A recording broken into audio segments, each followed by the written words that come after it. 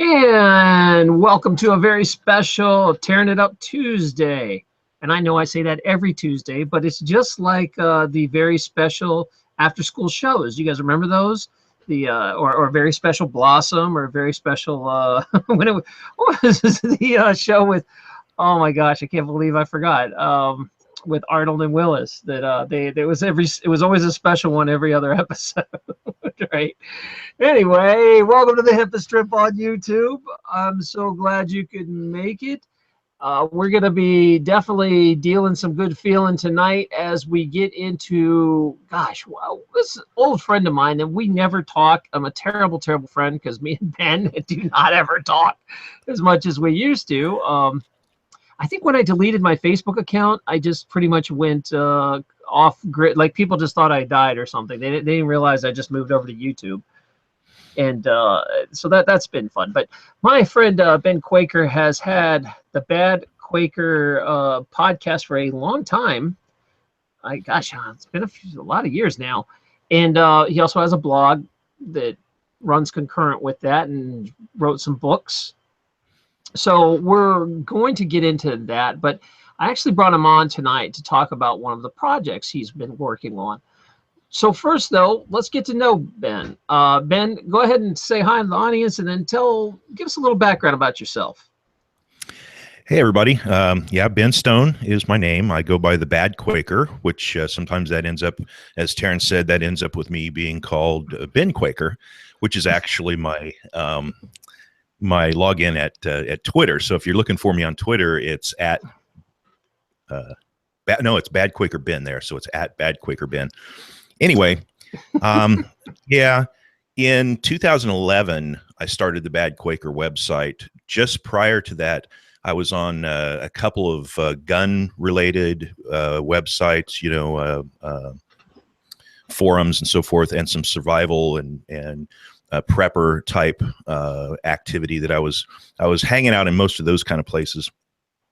And I was really ended up just writing endlessly, trying to explain my thoughts on liberty and freedom and so forth. And I was using like a dozen different fake names and so forth. And I finally, in 2011, under the advice of a good friend at the time, he said, look, thanks for helping build my brand name, but you need your own brand name. And so I was encouraged by that first we had a contest. What do we call this site? And we kicked around a bunch of things, and Bad Quaker seemed to be the thing that people liked the most. So that's what we ran with. And I am a Quaker, which confuses a lot of people. I used to follow that sentence, I am a Quaker, with explaining that I'm not Amish, and it's not even remotely the same thing. It's not even from the same part of Europe. So it's not even from the same like religious path as far as they're breaking away from Catholic churches and things like that. Totally different thing. Anyway, I am a Quaker, but I'm not a very good Quaker. I've never been a very good Quaker. So that means, since I'm not a good Quaker, must be a bad Quaker. I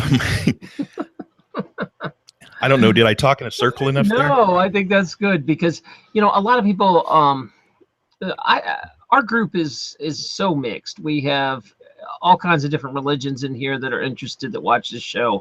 And we also have a lot of people that describe themselves as spiritual, but don't really fall in anywhere particular. They have their own thing going on. And they don't really, I think there's a lot of confusion about what a Quaker is and a little bit about it. I know about it because of a lot of activism circles. There's many liberty folks got interested in Quakers because they're kind of like the old school activists, man. They stood up for things like against slavery, and they stood up against very unpopular positions, I would say. And they have a very long history of it. So there was a lot of tenets that people like myself dig about what I know about Quakers, but I don't really know a lot about them. So maybe you could give us a few minutes about a little bit about it and a little bit of the history, and then we'll actually dive into the topic of the evening. So probably the most important thing to understand about Quakerism is that it doesn't have a guiding book. Well, here, let me just read. This will be a little bit stiff, but let me read what I what I had in my notes that I wanted to make sure and touch. So generally speaking, Quakers are bound by no dogma, no creed, and no written word. An individual Quaker may revere the Bible or believe in heaven or hell, but Quakerism relies on none of those things. Individual Quakers believe different things about the afterlife or lack thereof. Some believe in heaven and hell, but neither is an actual Quaker belief. Quakers seek to make this life as good, as love-filled, as fruitful as possible through our own actions. So that's my official notes that I had written. The thing with Quakerism kind of came about as a response to the popularization of the Puritans in England in the mid 1600s, and these guys were horrible. I mean, they were horrible people. They're the ones among non-Catholic Christians who are renowned for burning people they didn't agree with, or torturing them, flaying them. Just some of the worst tortures that you can think of among Protestants are you're probably thinking of the Puritans as the ones who did it. And so Quakerism was kind of a response to that. If Puritan is as extreme Christian as you can get, then Quakerism is the complete flip side of that. So Puritans were really wrapped up about what kind of clothing that you wore, how you wore your clothing, the style that you wore.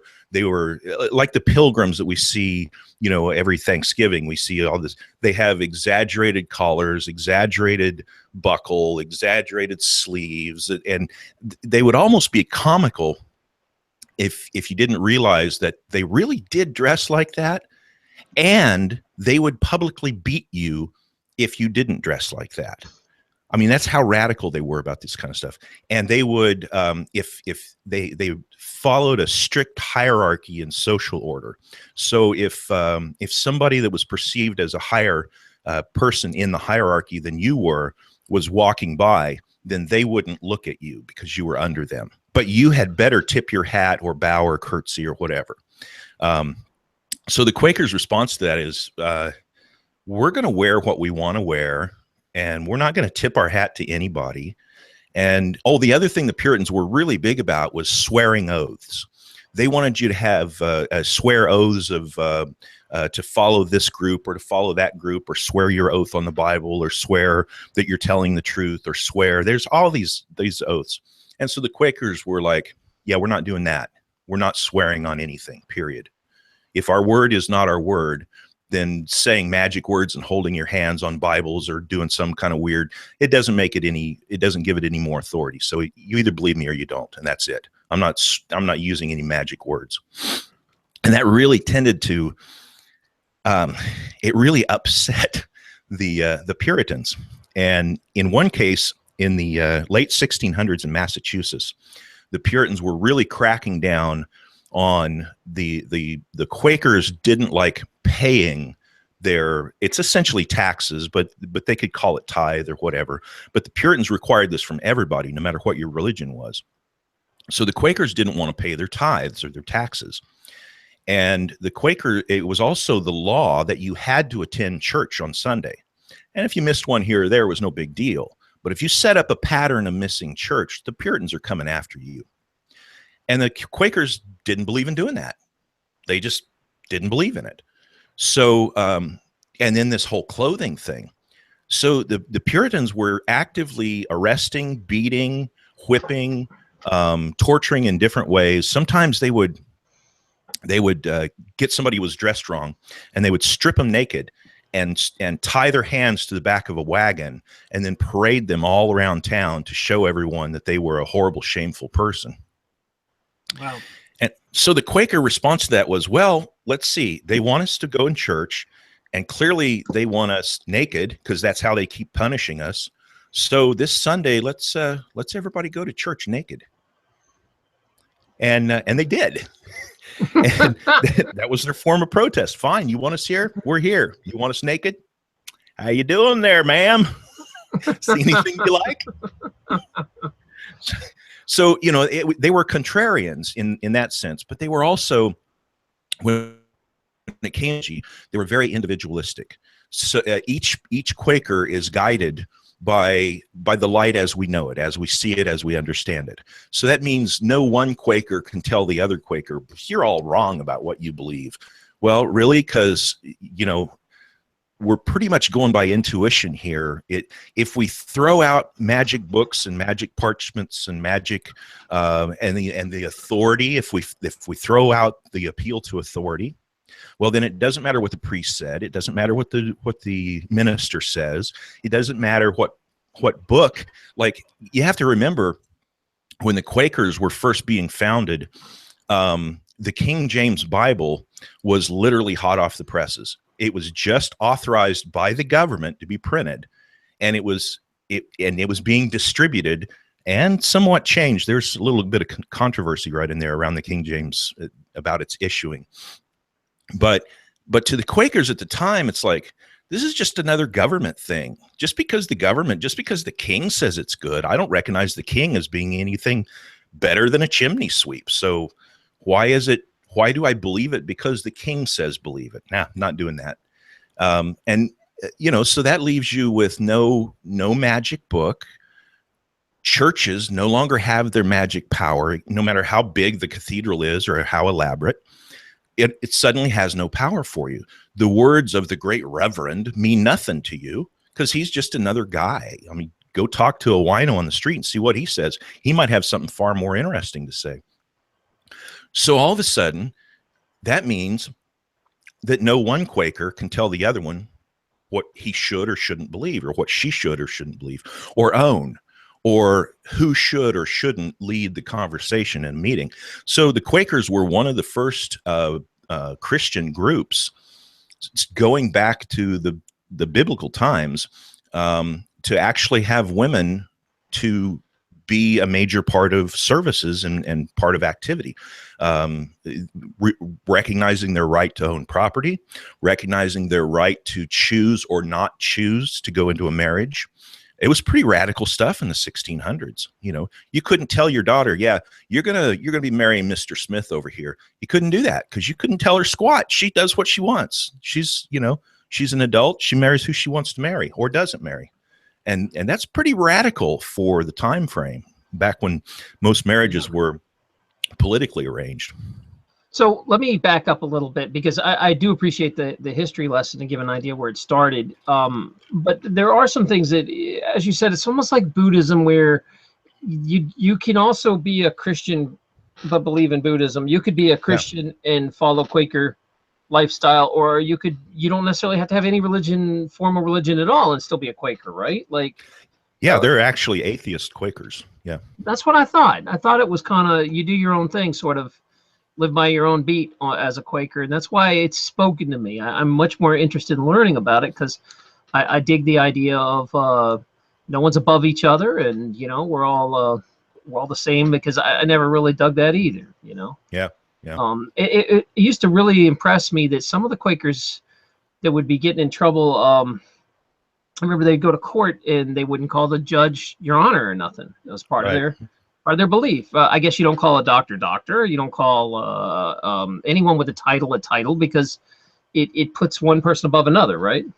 Correct. Yeah. So, the Reverend Dr. So-and-so, PhD, QRD, or whatever, it's just, I recognize that when a person goes through the trouble of educating themselves, then you need to realize that that they are better in what they do than somebody who has not had that education. So for instance, if I want to get my engine fixed on my car, I need to have the intelligence to realize that a person who is trained in auto mechanics is the better person to fix my car, say, rather than,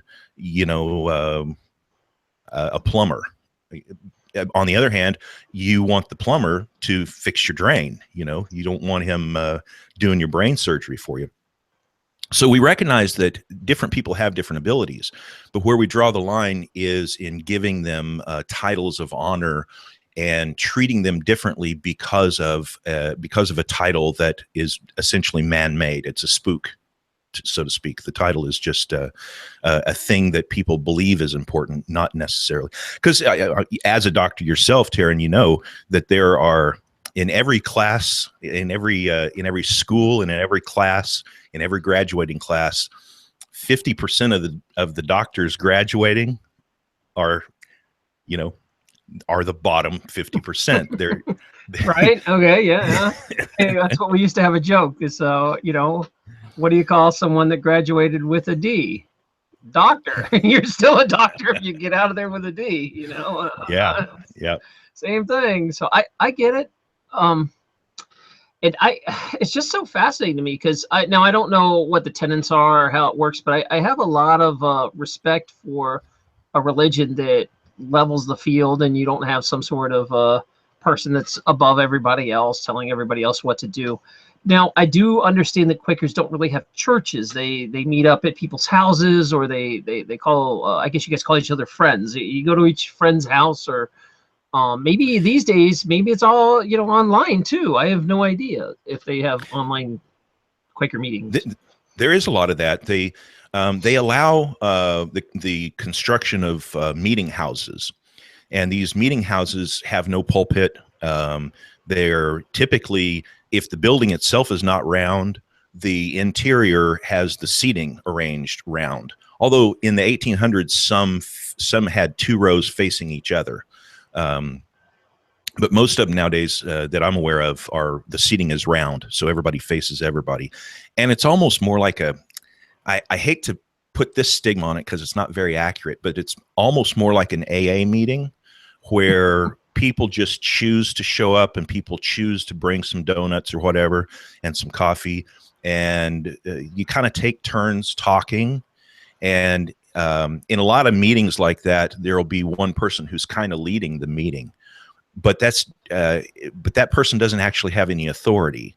They're just kind of it's a voluntary leading and a voluntary allowing that person to lead. So if that makes any sense, it's kind of like that for any of the listeners or viewers that know what any of the 12-step meetings kind of how they function. Now, I assume that every Quaker meeting has a very different flavor. Like if you go to the Christian one, they're probably going to be talking about Bible things. You go to the atheist one, they're going to be talking about, I don't know, atheist things or whatever. Give me an idea what the meetings are like. A lot of times, I may have missed some of that because we froze up for a second. Oh, I was saying that depending on what flavor of meeting you're going into, like if it's a Christian meeting, it might be very Christian oriented, or if it's atheist or Jewish or whatever. Give me an idea what a meeting's like. Your typical meeting oftentimes doesn't have, it has a generalized start time. And so people kind of start filtering in. And mostly the idea is to just sit and be quiet and just kind of relax and think, or maybe meditate or pray if you prefer those words. And as people start filtering in, sometimes somebody might feel like they need to sing a song. And if other people feel like joining in, then they do. And then other times there have been Quaker meetings that I have heard about that went like 18 hours straight with no one leaving and no one saying a word. It's just, they just sat, and essentially, I think a lot of people would recognize it more as meditation than anything else, but mostly it was just a quiet time. And other times, it's very animated. People tell stories. They talk about their experiences. They, share about what's going on in their life or whatever. And then at some point, everybody looks around and they just realize, well, I think we're done here. And so they leave. But it's each group is very individualistic too. So some groups are very structured, and some people don't like to be in those structured groups, so they don't go to those. So, and there's no judgment one way or the other on it, if you go or don't go. Oh, I should mention one other thing too. I was kind of slapping especially the King James Bible. I was kind of slapping that pretty hard earlier. I should mention that I like reading the King James Bible. I've probably read it. I'm going to conservatively say I've read it cover to cover maybe 8 or 10 times. And for a long time, I read a psalm. There's I think 30 or 30. I think there's 30, or maybe there's 29, either 29 or 30 um, not in Psalms, but in Proverbs. There's either 29 or 30 Proverbs. And I used to read one a day, matching the day of the month. So the first of the month, I would read first Proverbs. Second day of the month, I would read second Proverbs. And I would read one Psalm in conjunction with that. And usually I just randomly pick a Psalm. So I like the Bible. I've read it a lot. I don't have anything necessarily against anyone who likes or reveres the Bible. I just don't hold it as an absolute flawless document. Now, if somebody else wants to, that's fine. I'm not going to do anything to stop them. You know, not my business what you believe. That's perfectly fine with me. Yeah, so it's definitely depends on the flavor. Now, is there also online at this point? Like, I'm way out in the mountains and there's not many Quakers around. Can I get online and hang out with groups? Yeah, there's I think it's just called. I shouldn't give out a website without knowing that I'm giving the right one, and I don't have it Okay. bookmarked on this browser. We can figure it out later, but but yeah, there are a presence of them. There's several Quaker groups on Twitter and other places like that too. There's one called Quaker Libertarians that I communicate with on Twitter all the time. Very cool. All right, so let's turn the topic because we just had a lot of people that are like, "What's a Quaker?" And you know, it sounds like it's very nebulous, that it can be a lot of different things. So we're going to turn the topic over to the Room for Freedom. Let's talk about what this is, and see where we are at that. So go ahead and explain how this got started and everything to do with that. Yeah, we had a little bit of a hiccup when we very first started off, and so I'll try to gloss over that because I don't want to waste too much time on it. But so, well, let me back up a little further. Let me tell you how it came into my mind that a product is needed, and then I'll describe the product. So, a few years ago in 2012, my wife and I lost 6 members of our immediate family. Just like one after the other. It was really devastating to us.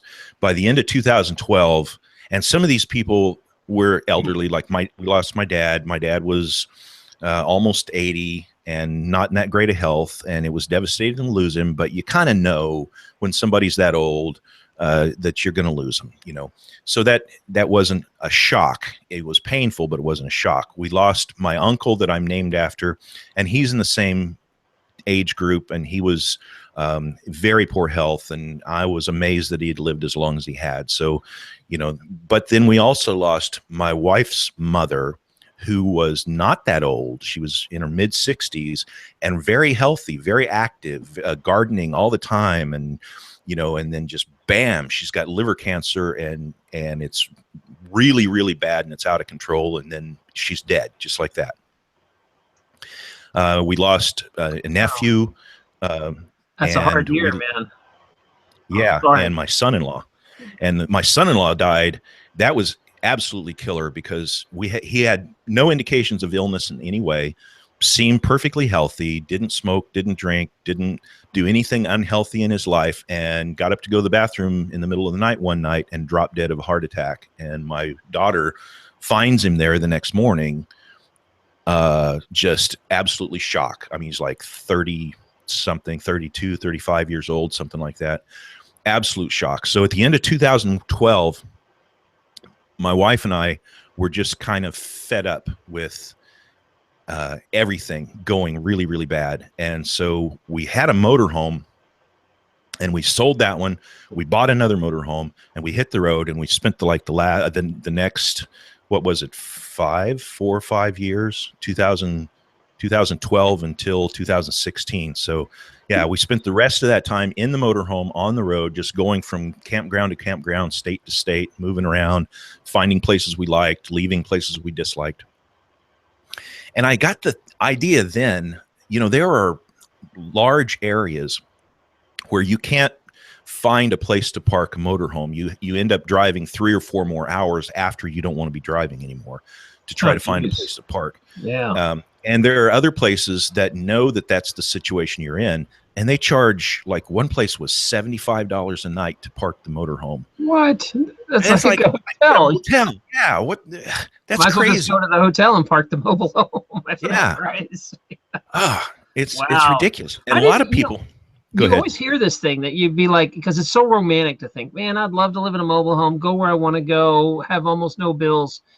And then I talked to my mom who kind of does this, and she's like, man, we pay, our gas bills are insane, and it's cost us more to drive around this mobile home and live at these places. You know, you have to like, you basically have to like sneak around and park at places not to, in order to keep your rent down. You know, it's hard to afford the park sometimes. So I get what you're saying. It's, and when I remember when I met you, you were living out of the mobile home. Last time I saw you, you guys were, and I was trying to invite you down to Savannah at the time, I think. I was like, come on down south. But go ahead about your story, because I just want to add that mobile homes living's a lot harder than you think. Yeah, and I got to thinking about it then, that because a lot of people will do things like they'll park in a Walmart parking lot overnight, and usually Walmarts won't hassle you, and usually the police won't hassle you if you're in the Walmart parking lot, especially if you're like back away from most of the traffic so that you're not blocking anything or whatever. Then the cops pretty much look the other way. So some people do that, but you don't have any utilities when you plug that in. I mean, when you stop like that, you can't plug anything in. So you either run with no electricity or you run your generator all night, which is not cheap. And then I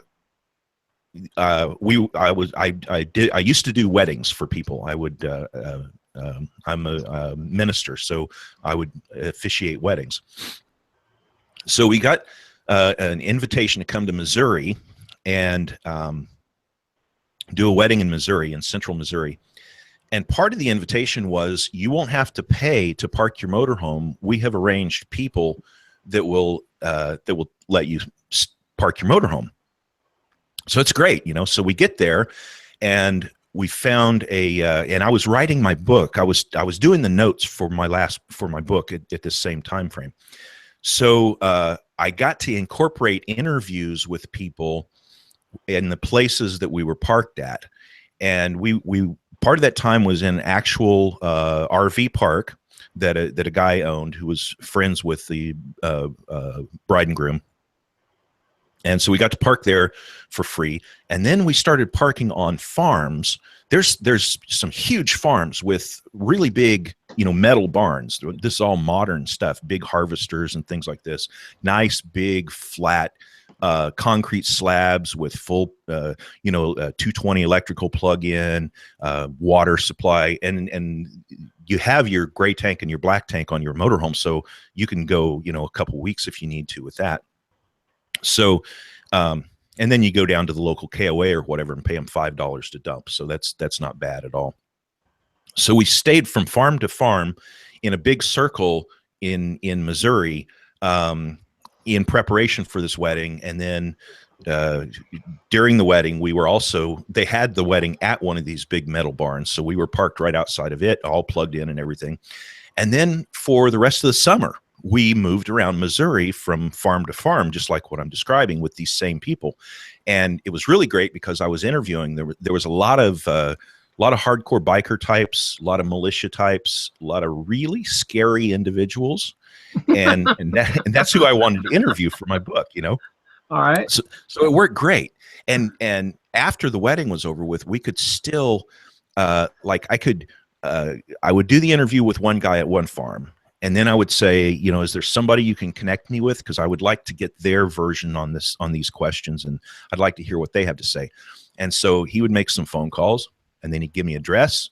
We'd look it up, and I'd drive there, and there'd be another nice big slab with another very expensive barn with harvesters and things inside, and another guy who was either, you know, he had a rifle range in the back, or he was growing some kind of illegal plants off into the distance, or there was always some twist to this. So so I was able to gather some really interesting material for my book by doing that. And the whole time this was eating on my mind, that there needs to be an app so that sure, people are going to want to know who's invited. They're going to want to control who's invited.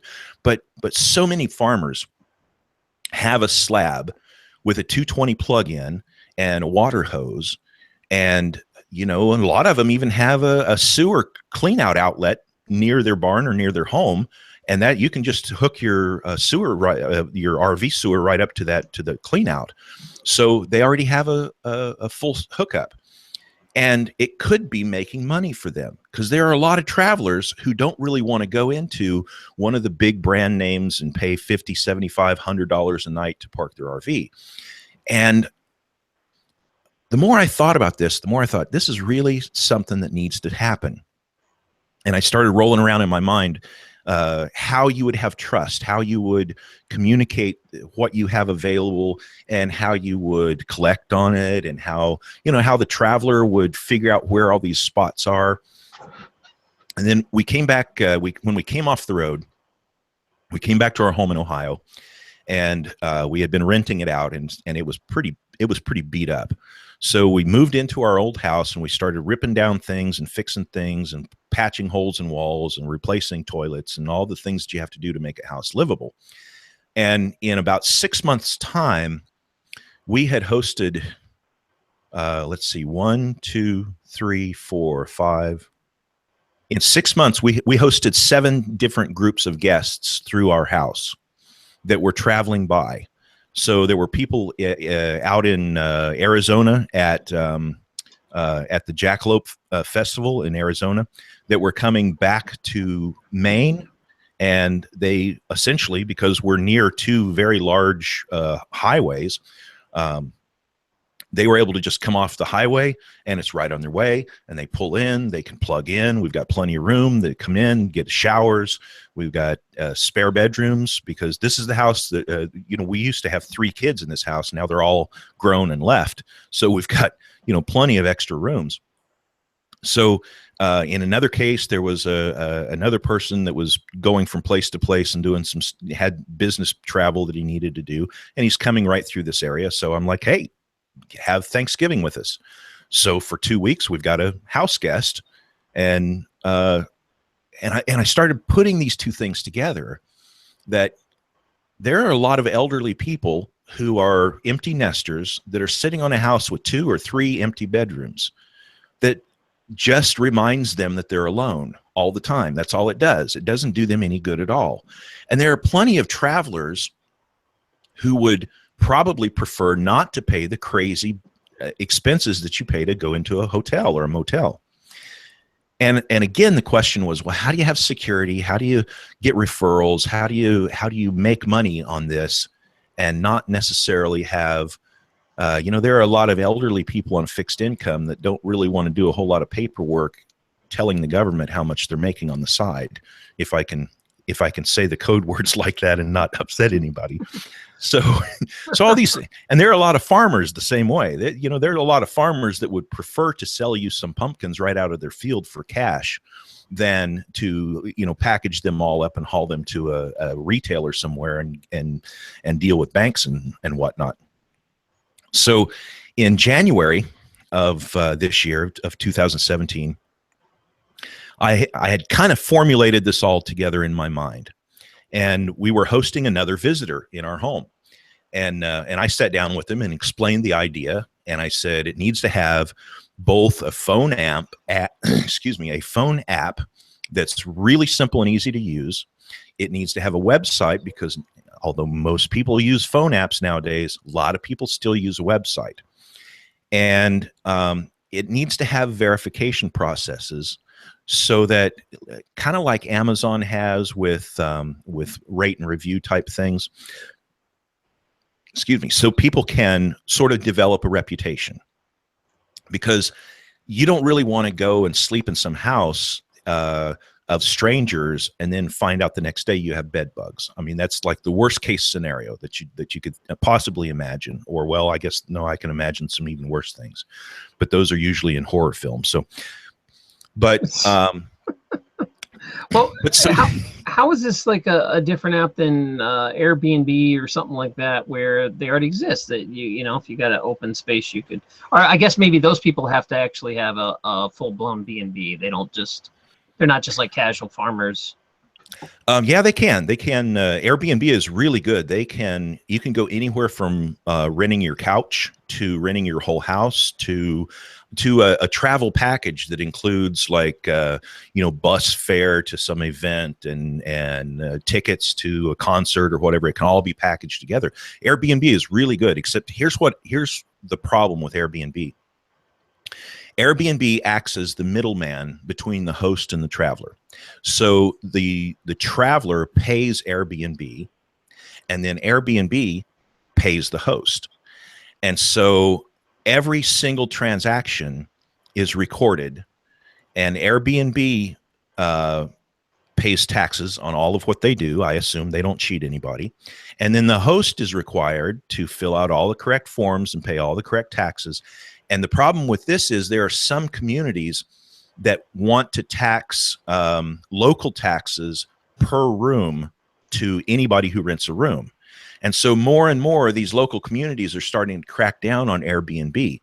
And there's some big hitters in this, some of the big hotel chains that are pushing for laws to restrict Airbnb's hosts, to force them to comply with the same local taxation as the hotels have to pay. Well, that's going to drive the prices of Airbnb's business right up there with the expensive hotels and so forth. So what I envisioned was we just remove the middleman completely out of the deal. We have a membership where the traveler would pay a very small fee, maybe a couple dollars a year, or maybe like $5 for a lifetime membership or something. It would be very minuscule. It would be just enough to keep a person from making 26,000 accounts. You don't want to give it to them free, because then it's worth nothing, and they can just make more and more accounts. Right. So you want something to encourage them to be as honest as possible and to be serious about it. The host, on the other hand, needs to pay a little bit more as their membership fee, because they're the ones actually making money off this thing, and they could be making a lot of money according to what it is they're doing. So I'm thinking something like $10, $15 a month, somewhere in that range, maybe that their membership would be. And then you need to be able to connect them together into a private chat room so that they can communicate what their well, let me back up further. You need to have a basic profile so that the host can show the world what it is they're offering, and so the traveler can display their ratings from previous travels, and they can show their preferences. So like maybe they're allergic to cats, or they're a smoker, and maybe they're a non-smoker. They don't want to stay in a smoking house, or they whatever their things are, that can be in their profile. And then the company Room4Freedom, all the Room4Freedom would do is provide the app or the web page where the traveler can just say, I'm going to these 3 cities in this time frame and on these dates, and then just shoot that into Room4Freedom, and then Room4Freedom would essentially do the search and connect them with however many hosts fit that description. They need a non-smoking house, they need a pet-free house, they need they have a nut or allergy, whatever that their unique personalities require. Then the Room4Freedom software would sort those all out and match the traveler with however many hosts were available.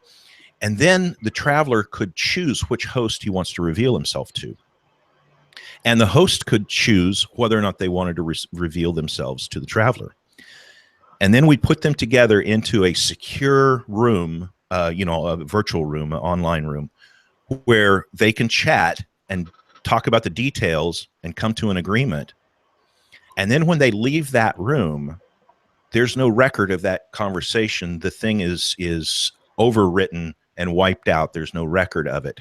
So even if Room4Freedom were audited, we would have no record of any transaction taking place. Any transaction that took place would be between the host and the traveler, and it would be up to them to do whatever they felt that they should do with that information. And Those are pretty cool ideas, because I didn't realize there was such a need, but it makes a lot of sense that people renting don't really want to share their business with the government or other. They don't want a track record of who they're renting to, and some people running don't really like. When I go buy something at Priceline or something, there's this huge paper trail of what I'm doing and where I'm going, and if the government asks, they'll just hand it over on a silver platter and say, here. So I like the idea of keeping a private space where you don't really even know where you're renting until you're serious. Like, Yeah. you don't even know who's on there until you're serious. So you keep the privacy to a maximum the best you can to hook these people up. Yeah, exactly. And if you want to play with the terminology here, we don't have to call them travelers and hosts. We could say it's a buyer and a seller. And it may be, that it may be that slab next to the barn on the farmer's next to the farmer's barn. It may be a couch, couch surfing is a very popular thing. It may be a hostel. It may be an actual room for rent. In the like I was saying with the empty nesters, they might have an actual room, or it might even be a motorhome. You might have an RV sitting in your back of your yard or something that you don't use. Well, that'd be great if you could get $15-20 a week to have somebody drop in for one night every. If you could rent it out every Saturday to a traveler. $15 a week. There's $15 you didn't have before, and the motorhome's just sitting there one way or the other. Or it could be tomatoes. And I assume the way we roll, this would be kind of peer-to-peer, so you wouldn't have to deal with regulations and BS and forms and blah, blah, blah, blah. Unless you wanted to. Unless you want to, right. But I was saying that if you're willing to keep your business private, this would be a great way to do that and still find people to make some money on the side with. And let's say you don't have room at your house, and you don't have a barn with a slab, and you don't have a spare couch or a motorhome that's not being used, but you raise tomatoes, and you have lots of tomatoes, and you have tomatoes within from August to September. You have so many tomatoes that you just can't give them away. So you could use this app and advertise your tomatoes and say, I'm in the Dayton, Ohio area, and these are my fresh tomatoes. This is how I grow them. You can come see. I don't use pesticides. I don't use, any petroleum products on them. I don't do this. I always do this. And here's, you can come out and see where I grow them, and you can know that my tomatoes are really, really great. And here's the price that I sell them for.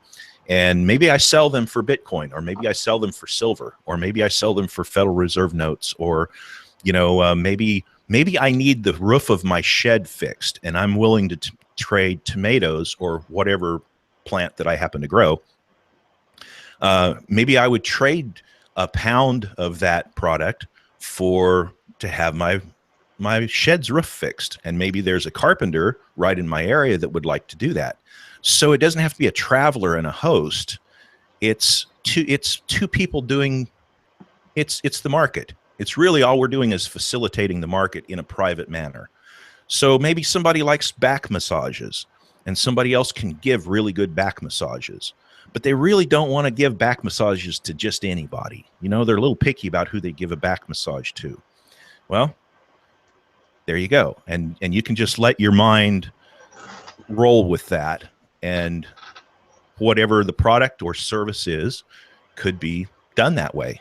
And in that sense, it could be everything the Silk Road wanted to be, but more secure and without a middleman making a giant amount of money off of it. It's essentially peer-to-peer. Exactly. I understand where you're going with that. And that's a really neat idea. There are some questions in the chat room about this. How do they know the renter? Is there a way that, you're not renting to a pedophile or whatever? I mean, I know that a regular B&B, you really have no clue who you're really renting to. It's not like you could do a background check on who's coming. But is there any sort of security in place that would protect you, since maybe people that want to disappear would use this service? I'm sure you get this question a lot. Shady people would want to use this service if they could. But I just threw that out there that really no hotel knows who they're renting to. So yeah, that's true. What we would offer security wise is that the assuming the traveler maintained one identity only, which would be associated with their cell phone, by the way. So they would log in with their cell phone number, and that would verify. That keeps people from buying 50 different phones, or most people are not going to buy 50 different phones just so they have 50 different accounts. So normally a person doesn't have more than one or maybe two phones. So if they log in with their phone number, then they develop that reputation for that person, for that personality, and they can name themselves anything they want, Mickey Mouse or whatever. And I had to use one of the most copyrighted phrases on, but anyway. Right. But so they develop this reputation for that personality and for that phone number. And I might say that the host or the traveler doesn't see the other person's phone number. That's all encrypted in the login part. So all they're seeing is a username. But as they utilize this process more and more, they get a better and better reputation, assuming they're a good traveler. And the host can actually say, like, only show me travelers with a 5-star rating, with at least 10 or at least 5 positive ratings or something like that. And that way they wouldn't even waste their time with first-time travelers. Other hosts might feel more like taking a chance, and they might feel like letting new people into the process. Maybe they charge a little bit more for that, and then we would encourage both parties to put in feedback as quickly as possible afterwards, and they get a chance, just like with Amazon, you get a chance to counter comment, to say, well, I went there and it's supposed to be a nice clean place, but the floor was dirty. And then they say, well, it was in the middle of the rainstorm and we cleaned it up, or whatever the exception is, they can say that. But as far as the security goes, you still have the fear of renting your whatever it is out to somebody who could be anybody. But like Taryn, like you said, that's the same way with every hotel, every bed and breakfast, you have no assurance there. At least you have some sort of, positive review system, which you can't say that about, a lot of things. Like someone was asking, why would we not just use Craigslist? Craigslist has, couch surfing and rentals all the time, but I guess there's no review rating with that. Right. You don't really know for certain who's picking that up. It's probably more and dangerous. The other thing, and the authorities are kind of onto that. They surf. So as soon as you use Craigslist, then some B&B would rat you out and be like, well, they need to get all licensed and blah blah blah. So this is a way to keep yourself more anonymous. Exactly. Yeah, because the host is anonymous too, until the point of where they accept the traveler's ping, for lack of a better word. Well, that's cool that you protect the host's identity. That's a really unique concept. Yeah.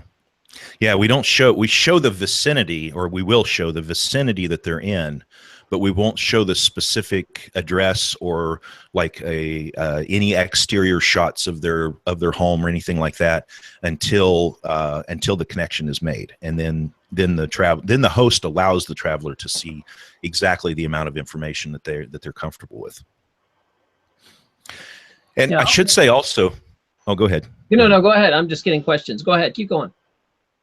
Okay, so we started this out in January, and I'm not going to name a bunch of names and make hurt people's feelings. But the first person that I shared this with said, "Hey, I know a programmer. We can start on this literally tomorrow." And so I said, "Okay, great, let's do it." So that guy he left my house, went straight to Indianapolis, started talking to a programmer that he knew, and the feedback to me was, great, I'm on this, I'm writing it now. And so I went on a bunch of places. I sent some emails out to some friends, including Taryn, including you, and I went on a bunch of podcasts and radio shows and stuff and started talking about this for a couple months. And we kept having feedback that was coming back to me that was saying, oh yeah, it's being written. We've got, it's being full-time. The programmer's working full-time on it. And they set up an Indiegogo campaign and started collecting money on it. And a couple weeks ago, early on in this, I had brought in a friend who is also a programmer, Derek Slopey. And oh yeah, love Derek. Derek's a great guy. Love Derek. And I had asked Derek to just kind of be my eyes in the programming area and make sure everything is on the up and up. And so Derek started asking a series of questions to the programmer about specifically what was being written. And through a series of interactions, we discovered that not a single line of code had been written, even though this had been going on for months, and I had been advertising this for months, and I had been telling people that the code was going to be ready by July. And then I find out not a single line of the code has been written. So I did at the same time I was in discussions with the other guy, not the code writer, but this other guy. And he was being real hesitant about officially formulating a company and getting a bank account. He was talking about trying to run all the financing through Indiegogo and shuffle the money through people's PayPal accounts. And I'm like, this is getting really flaky. Yeah. So I got a hold of a person I know whose name is Rachel Vick. And I said, look, I need this to be done correctly. And in a matter of a few hours, an LLC was set up, and the entire staff of the previous organization was fired. And Derek and I came back in. I'm getting paid nothing for this. Rachel Vick owns the LLC right now. She's going to see to it that my idea is incorporated exactly the way that I've said. I'm going back. I used to write code back in the 90s. That's what I did for a living. So I'm going back through and re-educating myself, catching myself back up on programming. And between myself and Derek Slopey, we're going to get this thing written. It might take us a year to do it, but we're not going to take any money from anybody until we actually have the thing. Now, some people might say, yeah, but if there was already an Indiegogo campaign, where's that money? And that's a really good question, and I would like to know the answer to that. In discussions with the person who got fired over all this, they attempted to tell me that they had worked 11 weeks, 40 hours a week, and they wanted $50,000 payment for that. And so I said, I'll tell you what, why don't you put that in a bill in writing, sign it, and mail me a copy of it? Because that's how businesses actually function. You know, we keep track of hours. Yeah, exactly. Right. And I didn't say it straight out, but I think it's inferred that if you do that with a fake bill, there are gonna be consequences. So I never did get that $50,000 bill. The person just kind of dropped the topic. Man, this is so hard. And you know, I think a lot of people with small businesses go through this junk, because I always tell people that they'll say, you know, I want to start a business, and then they always have a programmer friend. It's like, oh, I'll set up your website. And then you set it up with them, and you can't get a password. You can't change it. They hold your website hostage. They hold your name hostage. And they just sit there and, like, charge you a monthly fee without doing squat. And you're like, this is a whole racket, man. That now it's so easy to make your own websites that you don't, an amateur can at least make sort of a website. Now you're doing a very fancy app that needs real coding, but I just, gosh, it's one of my total pet peeves of these people that just like leech on someone that doesn't know any better, and it's, you know, and ride that train as long as they can. And it bugs me a lot, because I've seen a lot of people go down that trap where their websites get held hostage or their app gets held hostage, and it's just not a good place to be. I feel for you. It's so hard finding someone. I can't tell you when I was really writing books and an author, how many times I would get someone that'd be like, I'll do your audio book, man. We'll jam it out. It'll be great. And then, you know, you're like, well, where's chapter 1? Here's our Oh, it's common. It's common. You know, where's chapter 2? Oh, it's common. It's common. And then, you know, like they realize how much hard work it is, and then it stops. And Yeah. yeah, that's oh, been through this one, and I think a lot of people listening to this who have had businesses have run this, learned this the hard way. So I'm glad you're redoing it and not giving up on that. And I'm sorry you got screwed over. So the people are asking, this is not an app yet. It's still in concept because of all this junk behind the scenes. Right. We're not taking any money from anyone now. Whatever, I have a list of donors that gave to that other person, and I'm just going to give them free membership once we get this thing going. That, or, you know, they can ask for money back from Indiegogo. You can reverse charges to it if it hasn't been that long. So I've seen a campaign do that. Yeah. Just send out an email and be like, hey, I never got this. Yeah. The other thing is, I do have another guest, which is my friend Mike. I don't know if he is. I know he's been on here for a few listening, but he's very big about privacy. And what attracted me to this whole thing was the idea of user-to-user privacy for housing within some sort of feedback forum. You know, like I think that's what's missing on, because people were like, why not just use Craigslist? And I agree that Craigslist, and like you said, that makes a lot of sense, that you might as well just paint a giant target on yourself if you use Craigslist. You know, hey, come regulate me.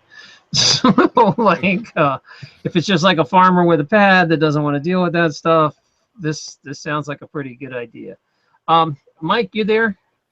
I'm here, Taryn. Can you hear me? I can hear you great. You have any, you want to say hi to Ben, and then any comments or questions? Hi, Mike. Oh yeah, hi Ben. Your reputation precedes you. I've known about you for years, and it's a pleasure to finally be able to talk to you face to face. Thank you. I think, you know, my biggest concern, based on kind of, I tuned in a little late. I think my biggest concern would be, in this age of data surveillance and this being kind of a freedom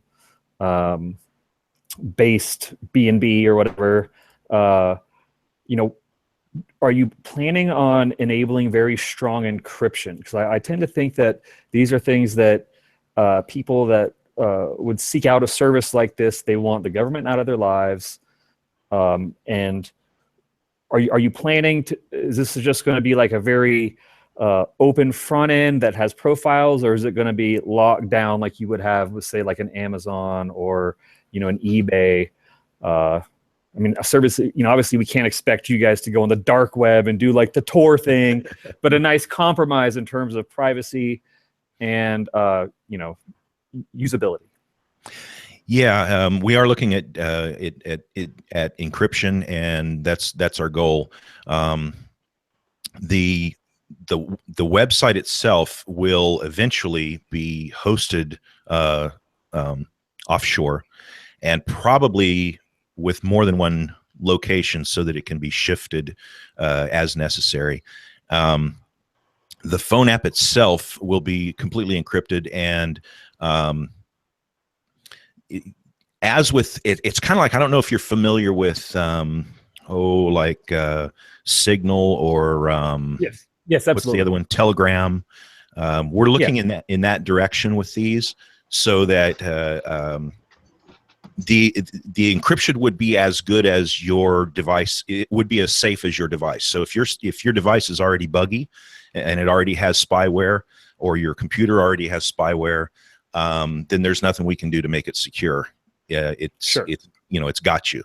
But if you do like I do with one of my laptops, where I pretty much only use the Onion router, and you know, I constantly virus check it, and I constantly use a proxy server, then it's pretty clean. It's pretty safe. So the biggest safety issue is always going to be the user's individual device and how thorough. And so for that reason, I had envisioned on the website itself to have like a tips page with things like, this is how I remove spyware from my phone. This is you know, here's Malwarebytes, a link to Malwarebytes. You can use that for your PC, and that kind of thing, to try to let the user be as safe as they're willing to be vigilant with. Would you Have you Oh, heard sorry. about the Let's Encrypt initiative? I haven't personally, but I haven't kept up on a lot of that stuff. I would be depending on Derek for a lot of that. I would jot that down on a sheet of paper. It is a free service that allows to certificate authority that issues encryption certificates for free, just so long as you take the requisite efforts to encrypt your website. So I know it can be quite expensive to go through, a Symantec certificate authority or something like that. But the Let's Encrypt initiative, I believe that's being led by the Mozilla Foundation, which, as you know, is a non-for-profit, keeping the web open, but also keeping it secure. And so I would maybe pursue, looking into something like that to save you a little bit of cash on the front end. Yeah, I just made a note of that in my notes here, so I'll definitely look into that. I appreciate the tip, by the way. Yeah, sure.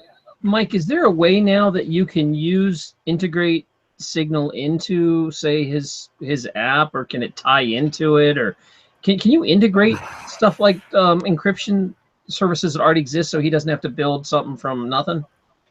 Not that I'm aware. I do know that you can, I know that WhatsApp has used the Signal encryption protocol.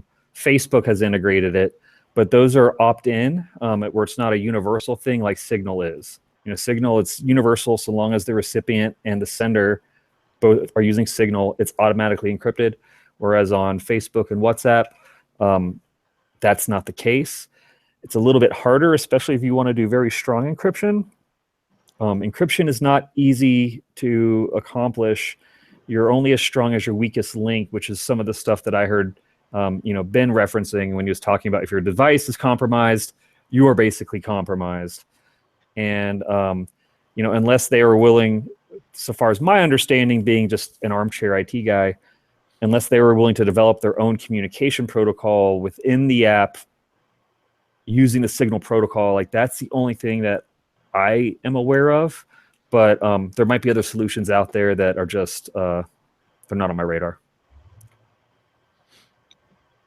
Okay, I was just curious because I was trying to think. I wonder if Ben can just use something that already exists, so he doesn't have to create, all these other things like an encryption service. I mean, there are open source communication protocols that you could use, like XMPP. I know is a very popular one, like the XMPP Jabber. But I'm not sure what it would take. Like that would be an easy chat solution to implement, but I'm not sure what it would take to encrypt those. But I know it is possible. I just don't. I have a degree in English, not in mathematics. That's okay. That's fine. So, all right. So Ben, with people that are excited about this idea, when should they start looking for a product they can actually use? Well, I would have liked to have been able to tell them that the July date is real, but that turned out to be vaporware. So we are probably looking at a more realistic launch of somewhere, say, near the end of 2017 or early in 2018. Again, we're not going to be in a big hurry. I have to really refresh myself on coding because I haven't programmed since the 90s. And Derek is very busy. He has a full-time job, plus he has like several other projects that are pretty much full-time as well. So it's going to be a few months before Derek can do any work on this. If there's a programmer out there who is enthusiastic about this, I think, we did some preliminary market research on this, and one of the people that really looked hard at the market and what kind of a market share something like this could produce was projecting that if we could have gotten it in the field by the July date, that we would have a 2020 projected income, a value of the company by 2020 to be over $20 million. So there's an income potential here. If there's a programmer out there who is enthusiastic about the project and is like, man, I could do that and not have to wait till the end of the year to do it. Hey, go ahead. Yeah, I was going to say, I think we have a pretty strong programming community, so hopefully give Ben a call there. Yeah, it would. You know, I can't pay anybody right now. The company, the Rachel Vick's LLC, which is Room4Freedom LLC. I think they have an entire war chest of like $500. So Okay. after the costs of you know, incorporating and getting all the legal mumbo jumbo taken care of, and well, it's not a true incorporation; it's an LLC, which is like incorporation light or whatever. But Right.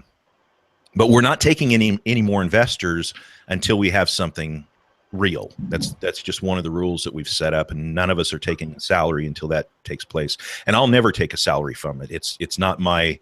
It was my idea. I gave it to Rachel as a gift, and whatever that I can contribute to it in the meantime will also be a gift.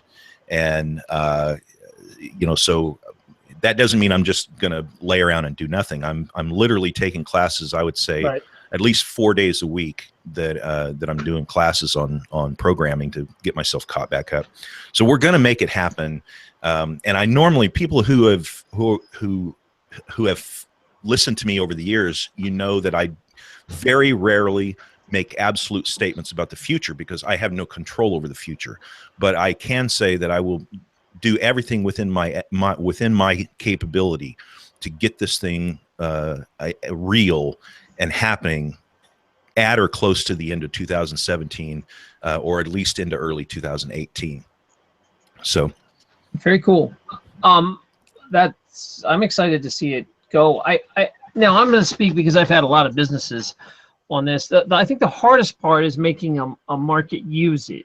And do you feel that since your lifestyle where you traveled 4 years, did you get in the right kind of groups that you could get this message out? Because I think if it can find the right audience, it'll spread quick.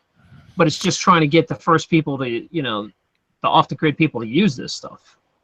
yeah, I think we appeal to several very unique markets. The liberty-oriented folks and freedom-oriented folks, even out to the more the Tea Party types.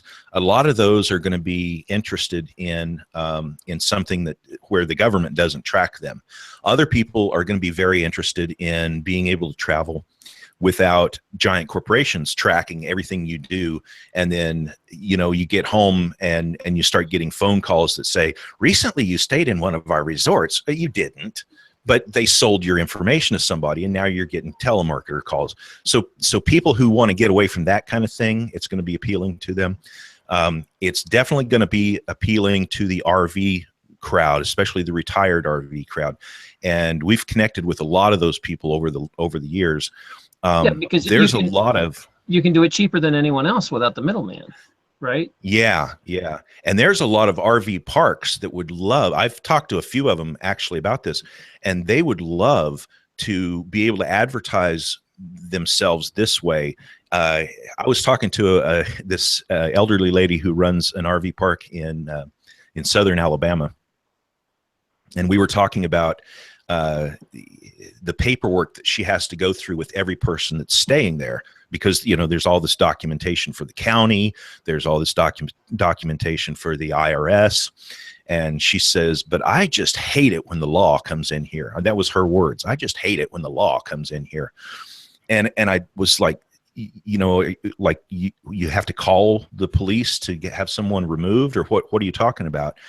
And she was explaining, no, that the county actually sends in a county truck that drives through and writes down the license plates of everybody that's in the park.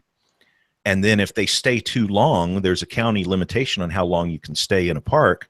Then they come back out and they'll fine her because it changes it from an RV park to a trailer court.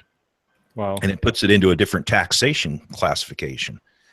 And so, you know, people like that could be very enthusiastic about something like this because it would be a in and out, short-term, all cash or trade of some kind. A lot of RV parks will let you stay if you mow the lawn. or if you'll trim their trees or something. They love to not have any documentation of that kind of a thing. So it's perfect in that way. And a lot of elderly people or disabled people who can do some things, they just can't do the kind of work that others can do, would be very enthusiastic about swapping some labor, some undocumented labors for some undocumented housing. Do you have any questions you want or comments you want to? This actually dovetails quite nicely into a conversation I was having with a good friend of mine today. You know, we were both talking about, you know, I think we can all agree that this current system, be it economic, political, it's all broken. It's just that the people that are in charge of running it quite haven't gotten the memo yet, that it's just primed for awful. And so my buddy was asking me, well, how do we get around this? And he was kind of talking about, you know, anarcho-communism and stuff. And I was like, no, look, here's what you do. You just work outside the system. Person to person, individual to individual, black and gray markets. You just don't use their system anymore whenever you can get away with it. And by doing that, you prove that it not only works, but you're also silently undermining it. And I think that's kind of where we need to start in terms of all this, is just, you know, find these little cracks in the system and worm your way into them and exploit them where you're able, as you're able, because we don't want to give the bastards our money. You know, like they don't deserve to turn our productive money into blood money.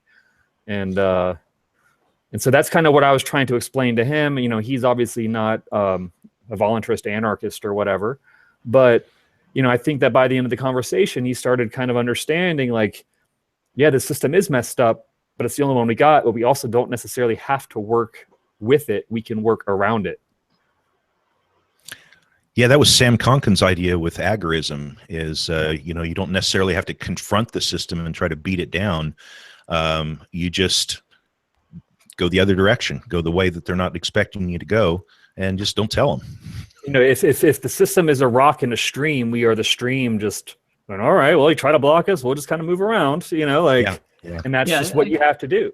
I think, and this is funny that so many of the guys, you know, I would say we know some pretty big superstars of the liberty movement, and it's funny watching them over the last 10 years, and myself included, how so many of us have stopped fighting the system, and we just now ignore the system and completely work around the system. It's so much better of a lifestyle. That anger to carry around where you're trying to fight someone or beg some politician for freedom or get the right guy in office, it's so silly compared to just ignore that stuff and work around it. Like, and these tools that make it easy to work around are the future. Yeah, like these days, I just live my life. Like, it might run me afoul of the state eventually, but I just live my life like a free human being. And I'm not out to hurt anyone. I'm not out to force or, you know, like use force against someone or defraud anyone. I just go through my life, live up to my word, be a good person, and respect people's individuality and their liberty. And that is how I fight the system. It's just by being me and allowing and encouraging others to be themselves. Yeah, exactly. It only takes everybody doing just a little bit, you know, just a little. Say no here, ignore that there. That really makes a big difference when a lot of people do it. It doesn't have to be, you know, some guy that is screaming on the corner, holding signs, and you know that, like, that's ever made a difference anywhere. You know? It's like it's the guys that, you know, grow their own food, and so they don't have to pay taxes on their food. You know, that's a huge thing. You know, find ways to be more supportive and you know, like these. And what's silly is what we consider like agorism today and working outside the black market was so normal 40, 50 years ago. Yeah, it was just life. Yeah, I mean, my grandpa and stuff lived at times of swap meets. You think anybody regulated those swap meets? Right. You think now that it's on the internet, why all of a sudden it's, you know, or all these years go by that every damn thing you have to wipe your nose has to be regulated? It's ridiculous. Here's something else. If, let's say, a person has some remote land and they're not doing anything with it, and they don't necessarily want to improve it and put a bunch of RV hookups or whatever like that. Essentially, you could use an app like this to arrange a Woodstock like or a Pork Fest like festival where you could open the property up to multiple visitors for, say, a weekend or for a week or whatever. Let's say you have a lake on your property. Now, you get into a thing where people need to sign safety waivers or whatever, and that's for lawyers to figure out. And maybe people would want to make sure that that's done, and maybe they don't care. Maybe they just say, look, we've got 40 acres of desert, and if you want to go out there and camp this weekend, it's available, and it costs $5 a head for the whole weekend, and that'll cover our cost of putting some porta potties out there or whatever. And it can be that kind of a thing, so that it can also be used to arrange spontaneous maybe not just like like Pork Fest is liberty oriented, but maybe you've got some other cause. Maybe maybe it's political, maybe it's not. Maybe it's rock collecting, or maybe it's I'll even go further. What about raves and parties? Those things Sure, that disappear exactly. and show up and didn't disappear again. Yeah, Things this that would don't be want attention. right. Yeah. So it would work exactly for that kind of a thing. Or another person said, well, I have a farm that I don't farm all of my fields every year. Well, you put it on the app and you say, hey, we've got 10 acres on this farm in Kentucky, and any of the locals that want to, and we've got, it's in the past, it's grown corn, it's grown tobacco, it's grown wheat, and this year it's fallow, and, I need to rent it out to somebody to farm for a year, and anybody who wants it, let's discuss the details. So you could actually farmers could use it to make sure that they get the right price out of people renting their land, because people do that all the time. One farmer who's maybe is having some health issues, he doesn't farm his whole farm that year. And some other farmer says, well, can I grow hay on your, and yeah, bring it on, let's go. Well, this could be used to organize that. Very cool. Mike, do you have any other questions before I drive him into the secession talk? Not at the moment, no. But I'm sure I'll have plenty to say on that as well. Okay, another topic. So we'll keep an eye out. Hopefully people can go sign up, and you let us know, and we'll feed it over to the community when you get closer to making this happen. But I'm very excited. I think you could make this work if you can get the right communities to use it. And once it does go, man, it'll be big. So I'm excited. Yeah. The other thing, one of the things Ben talks a lot about is secession. Now, if you guys don't know what that means, is a lot of people forget that you're supposed to. Gosh, I don't even know how to start this talk. You get the idea is you're supposed to be free, so that means you should be able to join things and leave things at will. And some people forget that we're not free. That the minute you're born, all these rules are dumped onto you that you never agreed to. It's just because you were born on this particular piece of land that you are expected to follow these rules if you like it or not, or agree to it or not. And some people say, no, I don't really want to do that. This is not a voluntary thing. We've never made a contract together. I'm seceding out of here. I'm not part of this.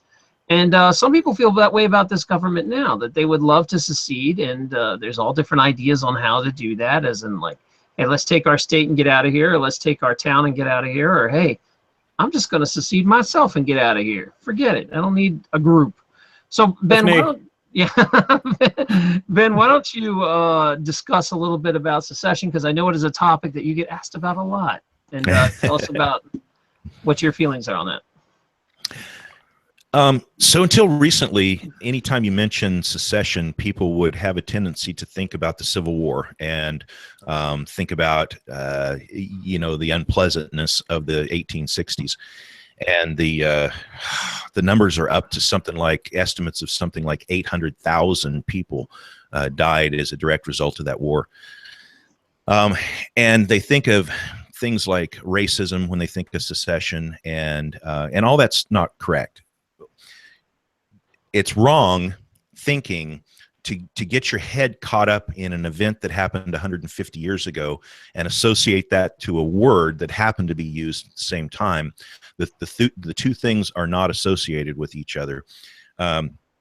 So, for instance, at one point in time, Vermont attempted to secede from the Union because of slavery, because they didn't want their tax dollars and morally they didn't want to be associated with the United States government, which authorized slavery in its constitution. So Vermont came very close to seceding.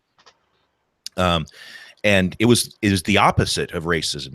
It was because there were racists in the South who owned slaves.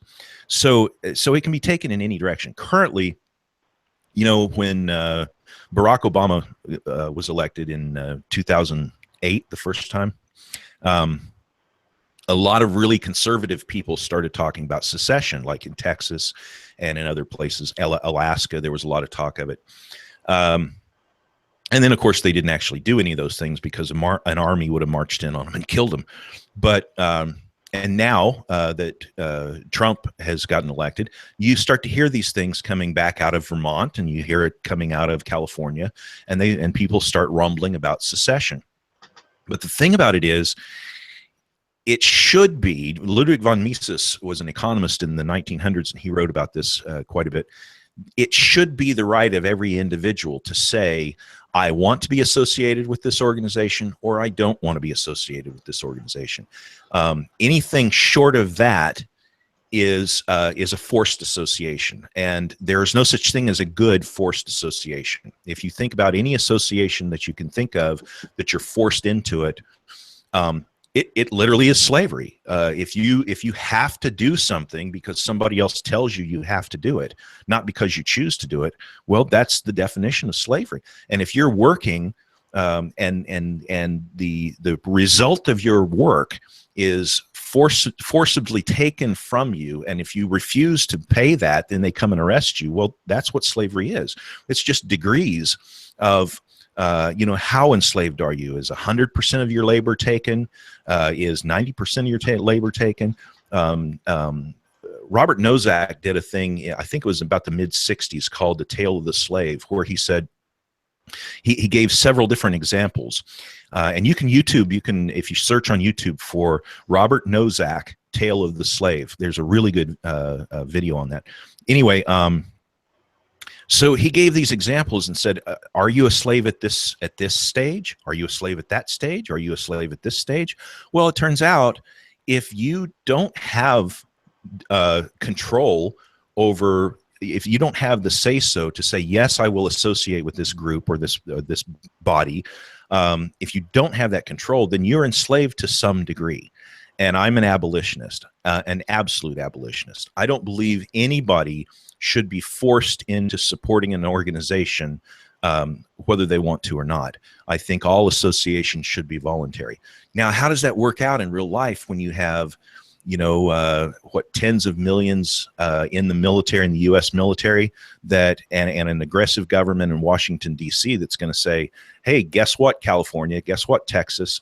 You're not seceding. I don't care what your little paper says. I don't care what you're going to do. We'll march troops in there, and you're not going to secede, and we'll keep you from doing it. Or in the case of California recently, there was a lot of people in California talking about secession, and then there was some flooding, and all of a sudden the federal dollars start rolling in, and they closed their mouths really fast because they wanted those federal dollars, and they had a serious flood on their hands. So secessionism, you can think of it in a political way, and oftentimes, like what's going on with the Great Britain trying to exit from the European Union. Mm-hmm. Well, that's secession. That's what that is right there. Now, will it work to make your life better? I think in many cases it can. And the more secession that can take place, I think the better it'll make your life. And the more locally you keep what you spend, or you keep what what you've earned, and you spend it locally, I think it improves your life. But in the long run, for people like me who believe that the state is a forced organization that forces us as slaves to work for it, and they forcibly take our wages in the form of taxation, layers and layers of unseen taxation, including inflation. When from looking at it from my point of view on that kind of a thing, a lot of people think secession is the answer that will get them state free. And the hard fact is the state is just never going to allow that. They will send in, if they know about you. Here's the caveat. One of the ways throughout history that people have avoided dealing with government is to disappear from it. Whether that's disappear in plain sight, like we're talking about with agorism, which is in a sense it's a form of secession, because you're financially seceding from their system. Or if you're talking about escapism, where you actually go to a place where the state either doesn't see you or can't reach you or can't get to you. So like the Mormons in the 1800s faced a lot of persecution in New York. So they went to, I think they went to Indiana or Illinois next, and then they faced persecution there. So they went to Missouri, and they faced persecution there. And so they eventually went where there was no state at all. They went all the way out to Utah. There was no government. There was nobody to put their thumb on them and tell them how to live their lives.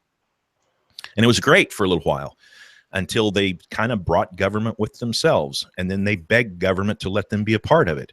And then they had to give up the very things that had made them unique and made them be persecuted in those other places. So it was a great temporary solution.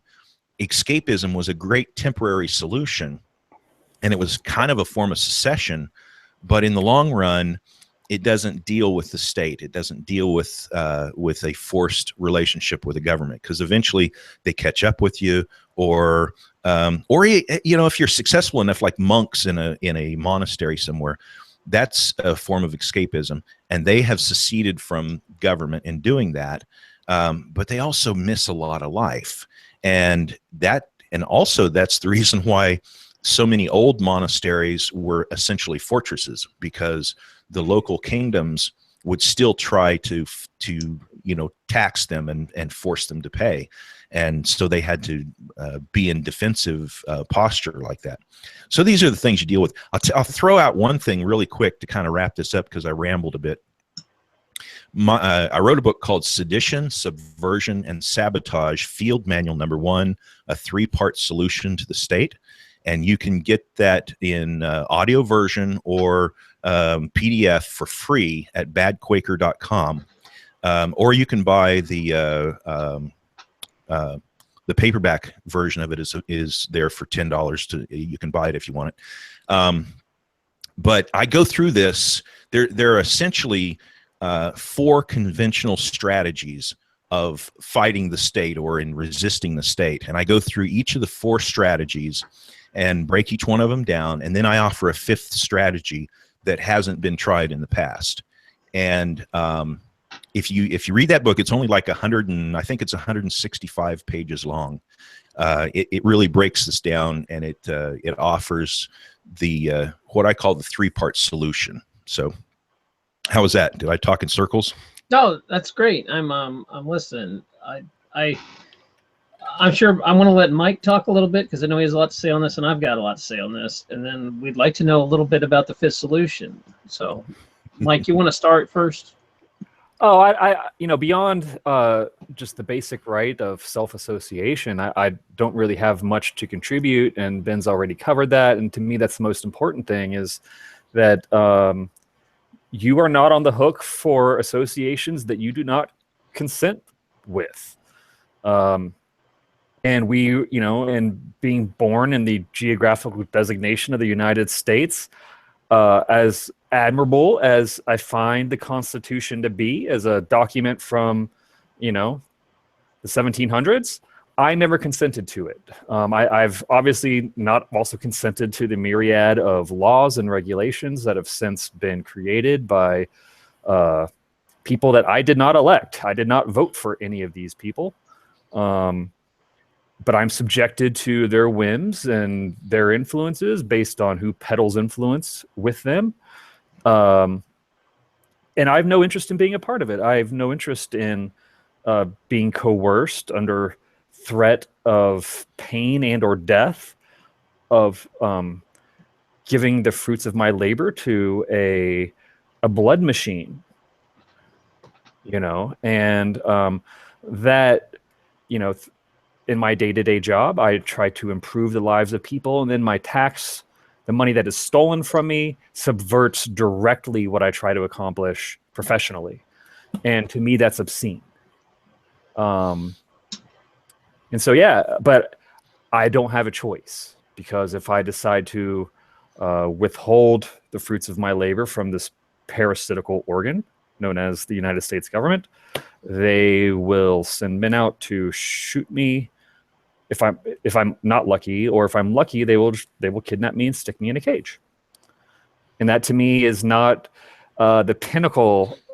We've been governing ourselves for 10,000 years, and I have a hard time believing that this is the pinnacle of what we're able to imagine as a species. And I think we can do better. And I think peace and liberty are the best ways to start. Yeah, I mean, if we're going to be enlightened beings and try to walk closer to God, or whatever your flavor is, it's hard to live a lifestyle where every single thing is either using threats of violence or force against your neighbor to get them to do what you want, or they're using violence on you to get, you to do what they want, which is more likely the case. But we have to evolve past this line of thinking that that's all there ever was, because it's handed to us as a kid. We're taught it's all necessary. Oh, well, government's necessary. You got to have it. There would be pure anarchy and chaos without government. People would just kill each other in the streets without it. What we have now is chaos. Yeah, compared to what, right?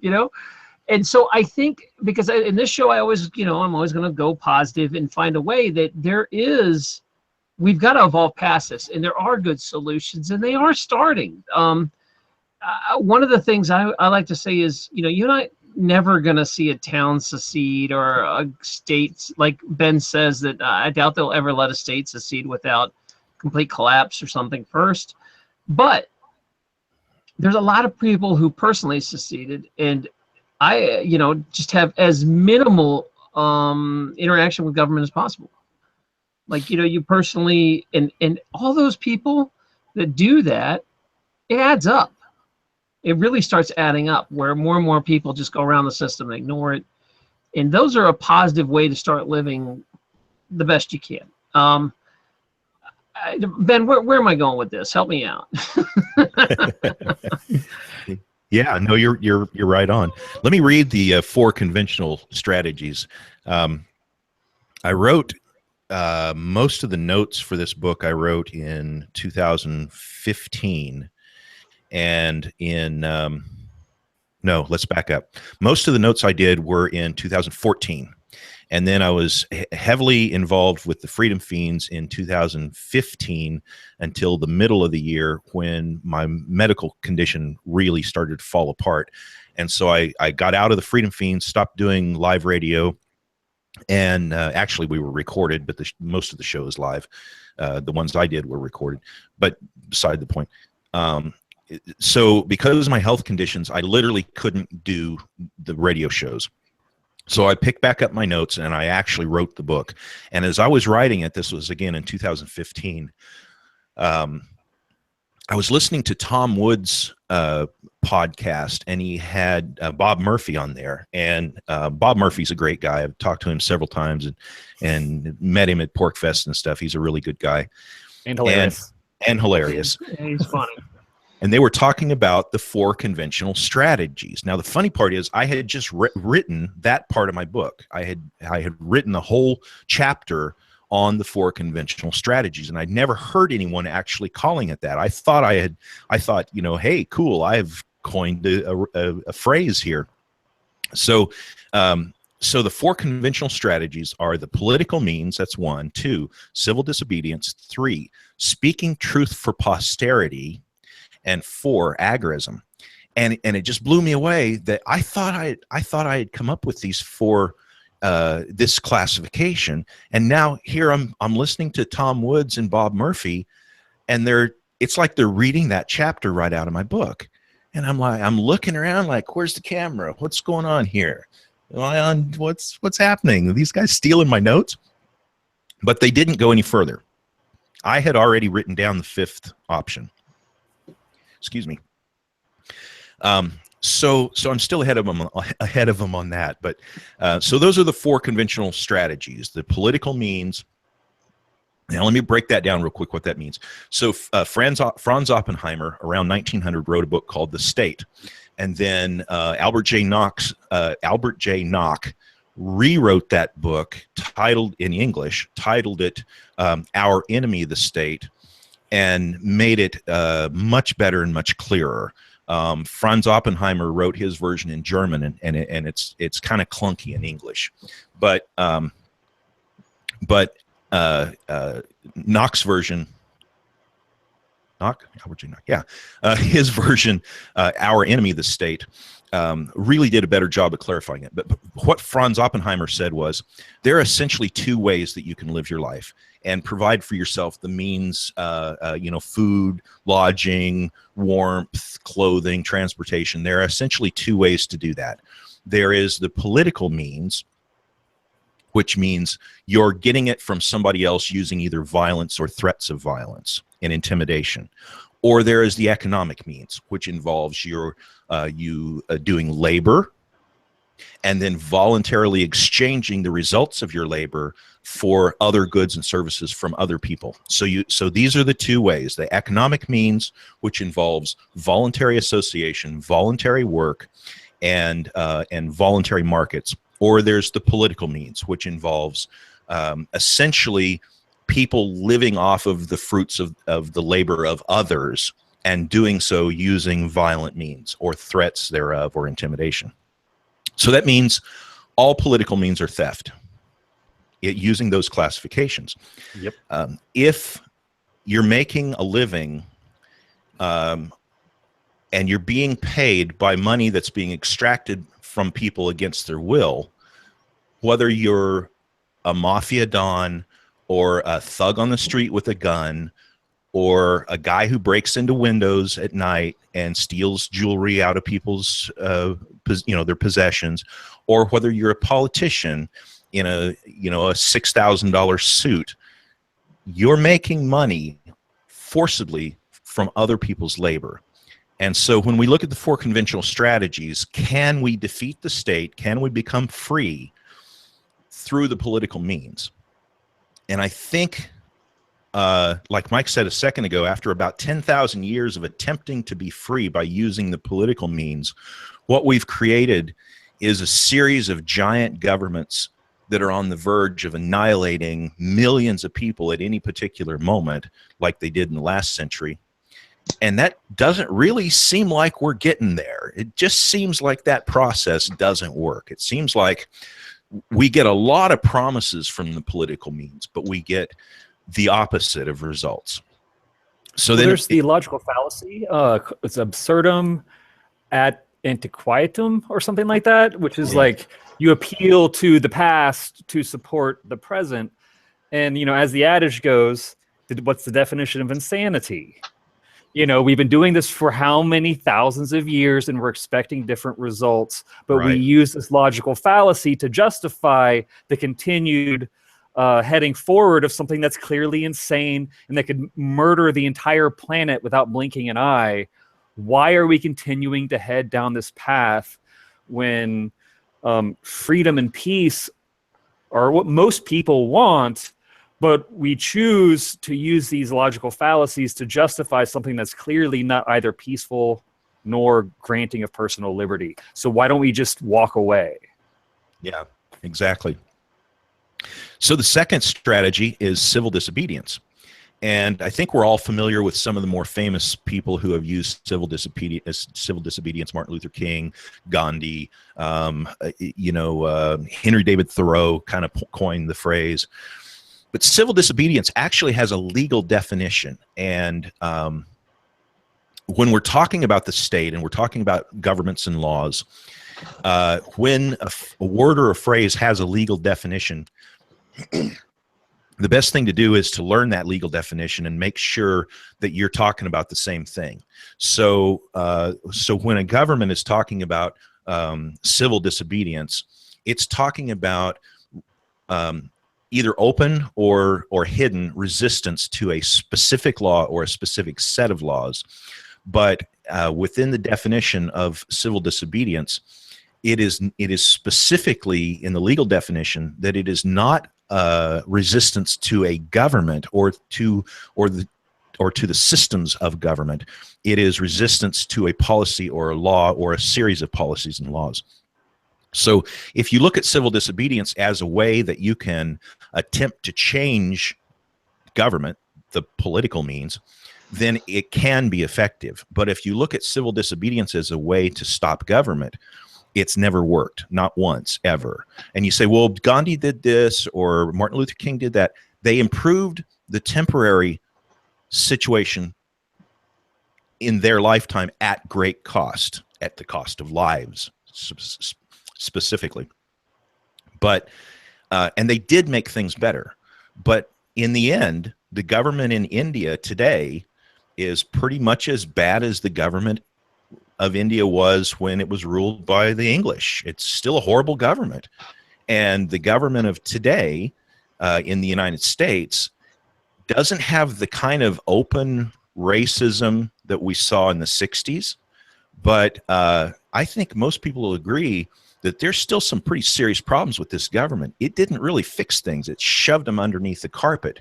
It painted them with new language, but it didn't really fix what was wrong. What was wrong in the 60s was wrong in the 70s, it was wrong in the 80s, and it's still wrong today.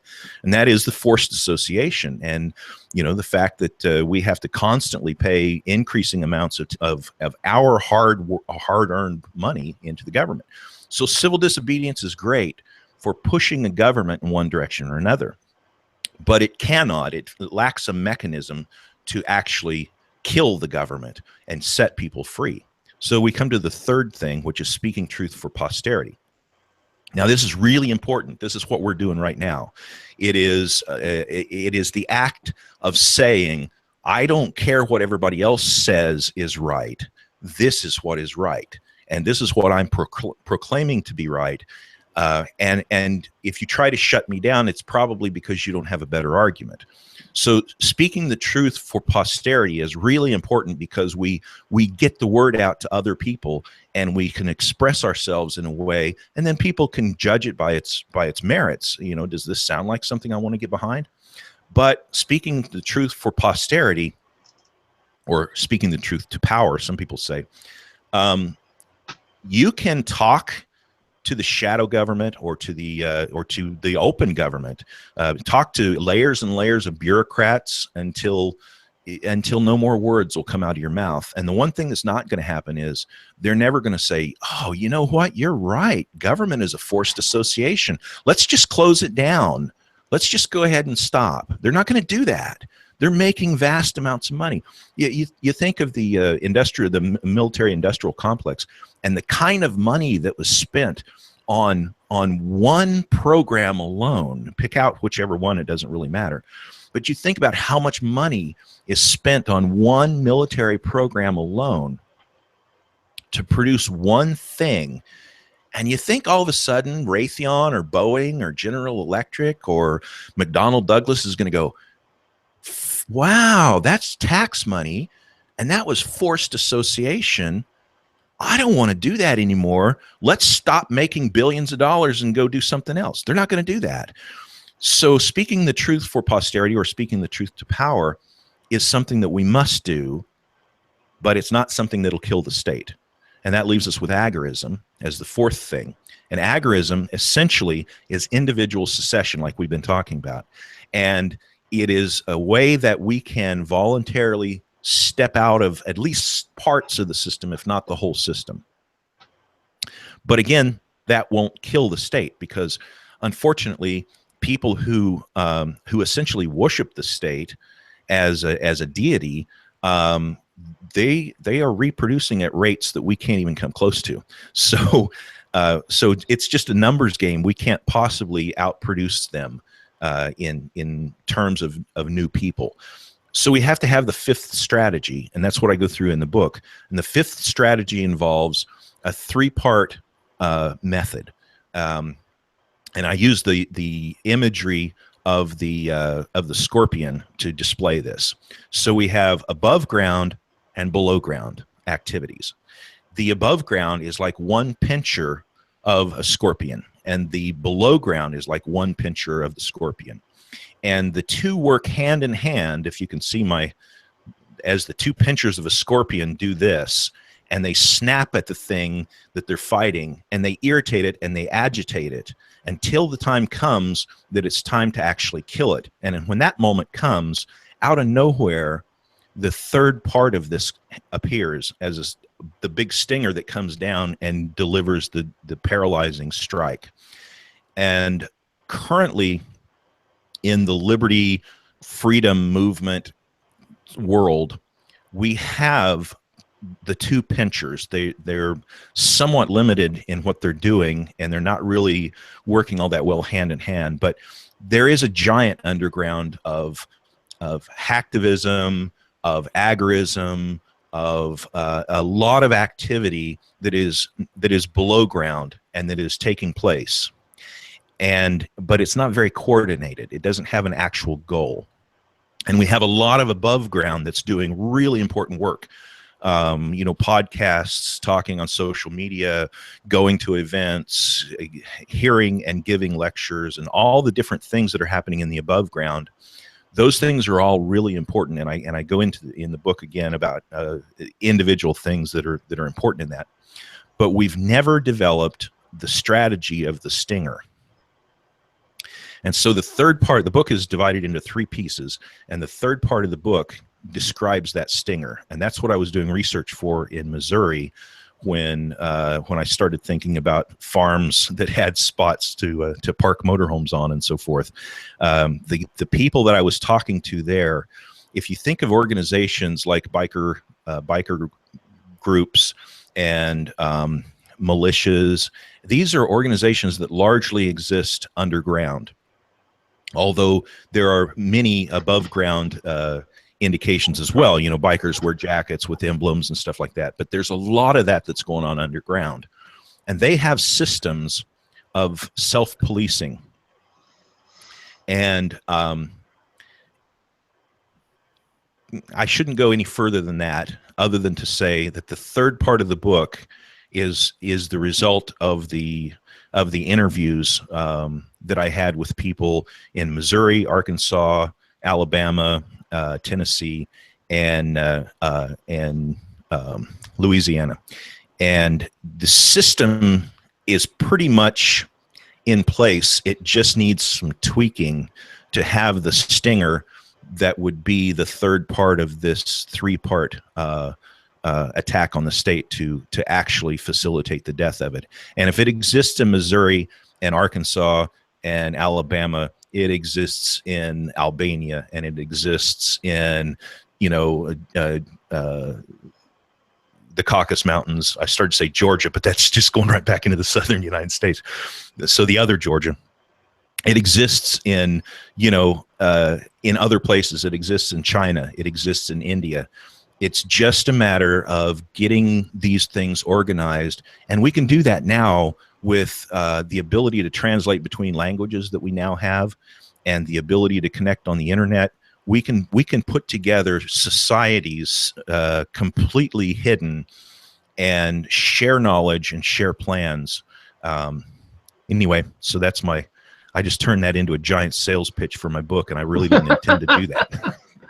Well, I mean, we talk about it, and I preach it all the time, that that you can succeed right where you are in your own head and start this. And you got to find your own comfort level. Like, I'm comfortable about talking about the basics and stuff like that, but I also try to live my life with as little government involvement as possible. And when I with times where I get forced into that system to deal with, I don't know, driving a car or something, I minimize it as much as I can.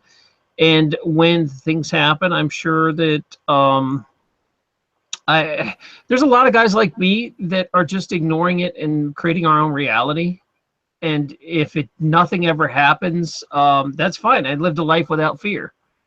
And then when it does happen, there's a lot of us that say, really, let's just try to make communities that love each other, take care of each other, and let the state collapse under its own weight.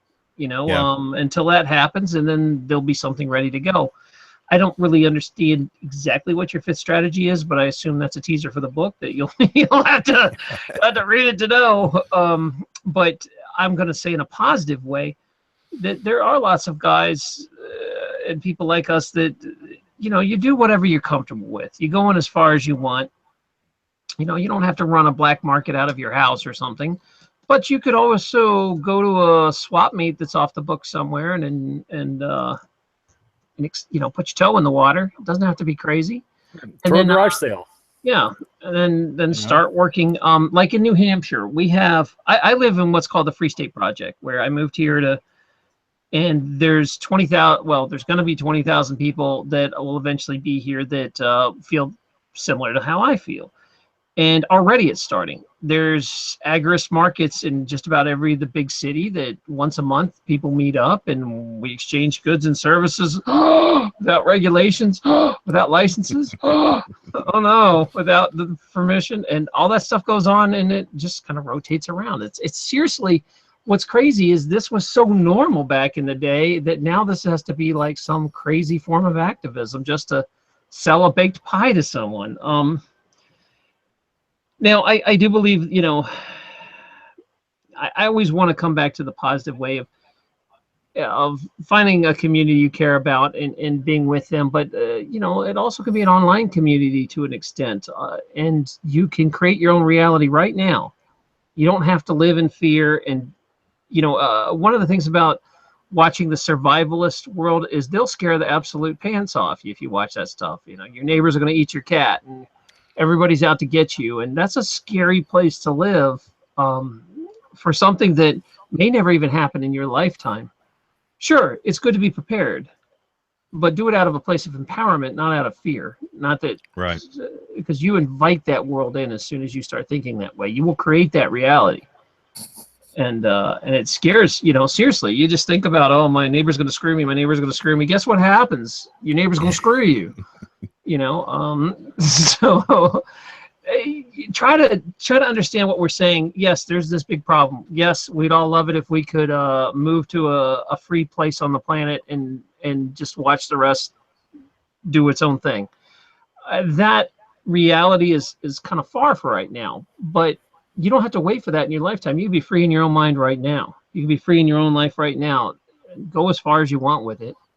Some people I know live completely out of the system. I mean, they're ghosts, man, and they are comfortable with that lifestyle. Maybe you're not. Maybe you just wanna stick a toe in. We'll start sticking a toe in, but don't just keep taking the status quo and doing the same crap you're doing and complain about it. Take a positive, empowering step to do something different and live a little freer. It's a good place to start.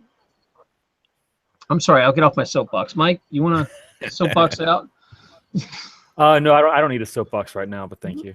Okay. And Ben, what do you think about what I said? Is it follow what you, or am I too lofty for you? No. That is exactly right on. That's exactly in line with what I've been saying and what I've been trying to tell people for a long time. I have one other list I wanted to do. This is also from the book. It's called The 7-Part Job. And this is for all of us in the above ground aspects of this, which I think probably something like 80 to 90%, just, wild number off the top of my head, of all liberty activists should be the above ground, peaceful above ground activism. So I've got a 7-part thing. And number one, and these are in order of priority. Number one is to provide for yourself and your family. Number two is to strive for consistent, principled behavior in your own life. Because what I found for myself, if you don't, if you're not consistently principled in your own behavior, every time you go and you look in the mirror, you got to deal with that guy, you know? And when you strive, now nobody's perfect, but when you strive to be the person that you want to be, then you can walk past that mirror and not have to hide your eyes every time you see that guy. You can be proud of what's there, and you can present that to your family. That's part of raising your family and interacting with your friends, is being honest and principled in your life. So that's number two, strive for consistent, principled behavior. Go ahead. I just wanted to try on that. As many people that are probably listening to this show know, and Taryn, like, I can be a real jackhole sometimes, you know. True. That is true. But at the end of the day, like, even when I am a jackhole, there's always like a principled, consistent message behind it. And it's usually just me trying to be silly, you know, and just try. That's my sense of humor style. But behind it all, like, that principled consistency never evaporates. It's just kind of like something that I do. So now everyone on the server is going to know, like, oh, Jarrell's a principled, really friendly guy. But it really is like the same thing that you were just describing, like being able to walk past the mirror every morning and look at yourself in the mirror is very important. And like, that is something that I strive to do on a daily basis, even if I do allow for a bit of personal dickery as a joke. So I just wanted to kind of toss that out there. Appreciate the comment on that. I would like to add something here before Ben goes on further too, is if you don't know where to start, I will say this, that if you don't have some sort of set of morals for yourself, you're going to drift and you're going to go in bad places. And be that some religious texture, be that just rules, but a simple place to start is what I call the NAP. You know, we've done a show about the non-aggression principle. It's very, very simple. Don't use force or coercion to get what you want, you know, work with people peacefully. But it's very hard to implement. You'll be surprised how much violence is everywhere in your life. So it's a simple thing, and it keeps it very clear. I can talk to Mike, and I always know that we're both going to end up at the nap. That even if his actions are completely out of control, if I say, hey, dude, you're breaking the nap, he'll go, oh, yeah, I'm out of control. I'm sorry. And same vice versa. Like, we have a very set moral guideline, and it's an easy one to understand, the non-aggression principle. If you missed that show, you can go back, and it's in an archive on an old show. And honestly, I can never talk about the NAP enough. I talk about it every show. You know, non-aggression principle is a great place to start, and it's simple. Go ahead, Ben. Yeah, I absolutely agree. Number 3 on that list is prepare for the systematic failure of the state, and that means beans, Band-Aids, Bitcoin, bullion, and bullets. And that's kind of, you know, my prepper past climbs in, but it's not just for the failure of the state. I mean, things happen all the time. There are windstorms that take your roof. There can be, I live in the Midwest, so tornadoes can come in at any moment. The wind tries to kill you. You know, out west there's earthquakes. Anything could happen. A car could go off the road and bash into your house. And the more prepared you are for unexpected things, the better you're going to be able to handle your life in general. Number 4, help those who you can help and let go of those you cannot help. And what I mean by that is, you know, so often we try to help people, whether it's in trying to politically enlighten them or spiritually enlighten them, or just trying to help them in their day-to-day, you know, help them with their budget or whatever it is. As long as people are receptive, I really feel that there's a payback, at least emotionally, when you help someone. But when it comes a time to where you can see that you're really not helping them, or they're just becoming a life leech that's just sucking the energy out of you, you got to be able to let them go and step away. And I don't necessarily mean in a mean way or a harsh way, or, you know, you just got to be able to remove the leeches. And not all of them are leeches. Like some people just, they try, but they just can't be helped. And so you just can't let yourself be sucked down into their vortex with them.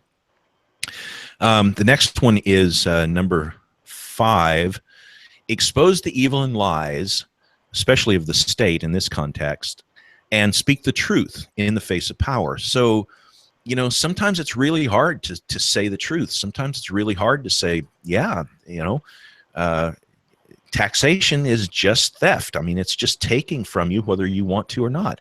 And the fact that they will throw you in prison if you don't do it, or if you try to avoid doing it, that means it's theft. And, you know, so call it what it is. It's call evil evil.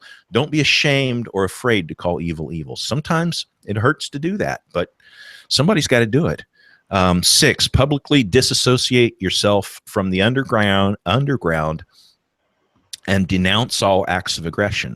So like I use Barrett Brown as an example. Barrett Brown was a reporter, and he associated himself very publicly with Anonymous. And Anonymous hacked into Stratfor's email servers and released a bunch of email stuff. And Barrett Brown ended up going to prison for years over that, and he didn't hack one line of code. He never hacked a line of code, but he made himself a target by associating himself with the underground, and he did so in a very open and very public way, and it cost him horribly. It almost cost his mother going to prison over that, and he was you know, kind enough that he took the blow and got his mother out of trouble by basically saying, fine, I'll be guilty to whatever you want me to be guilty of, just leave my mom alone. And they went after him and punished him horribly for it. So publicly disassociate yourself from the underground and denounce all acts of aggression. 7, and the final one is safely engage in direct activism, like filming the police, podcasting, or other activities, or quietly provide support for those who do, not for the purpose of building yourself up, but out of your abundance. If you're doing these other things and consistent with them, you're going to have some leftover. You're going to have the occasional ham sandwich left over. Share it with somebody. And that's really it. Those are the 7, as I put them in the book, the 7-part job of the above ground. And I think if we can do that, then let the underground develop itself, let the stinger I was talking about develop itself, and the above ground doesn't have to be associated with them in any way. That's an interesting concept, because I kind of wrote a book a little bit different, but I think that has a lot more merit in a sense. I go back and forth on the above ground underground thing. Is realistically, if you stick your head up too far, you know, they usually make an example out of you and give you an Ed Brown kind of thing, you know, whap, slap across the face. But I have seen it going the other way. Then, if you are in a very morally correct place, being public about it and having the public go, you know, bananas when you get in trouble, has worked for them. A lot of times, police do not want, or the government does not want, the big spotlight on them when they're doing something amoral. Like where, I'll give you an example. So there was a lady in Savannah, and this was years ago, but there was a lady in Savannah that used to run an underground food service. So you could call her at like 2 in the morning and they'd bring your drunk butt food. And they were unlicensed kitchen. And it was like all over Facebook. All of us knew about it. And we used it all the time. We'd order food constantly. And this lady, I knew that she was unregulated, and people would be like, well, you know, what, well, the idea that you can't order food without the government saying it's okay, like that because some guy comes and inspects a building once every 6 months, a health inspector, that somehow that makes your food safer. You know, I was willing to take a chance of, okay, I know she's unregulated. To me, it's no different than buying something at a bake sale. I'm willing to pay for this food and screw what the government thinks. And so we used to support these people. And this is one of my more famous stories on here. The government found out about it in Savannah, and they set up an undercover sting with 6 police for this lady trying to sell biscuits and gravy. So they arrested a driver delivering biscuits and gravy like it was some big SWAT raid for biscuits and gravy.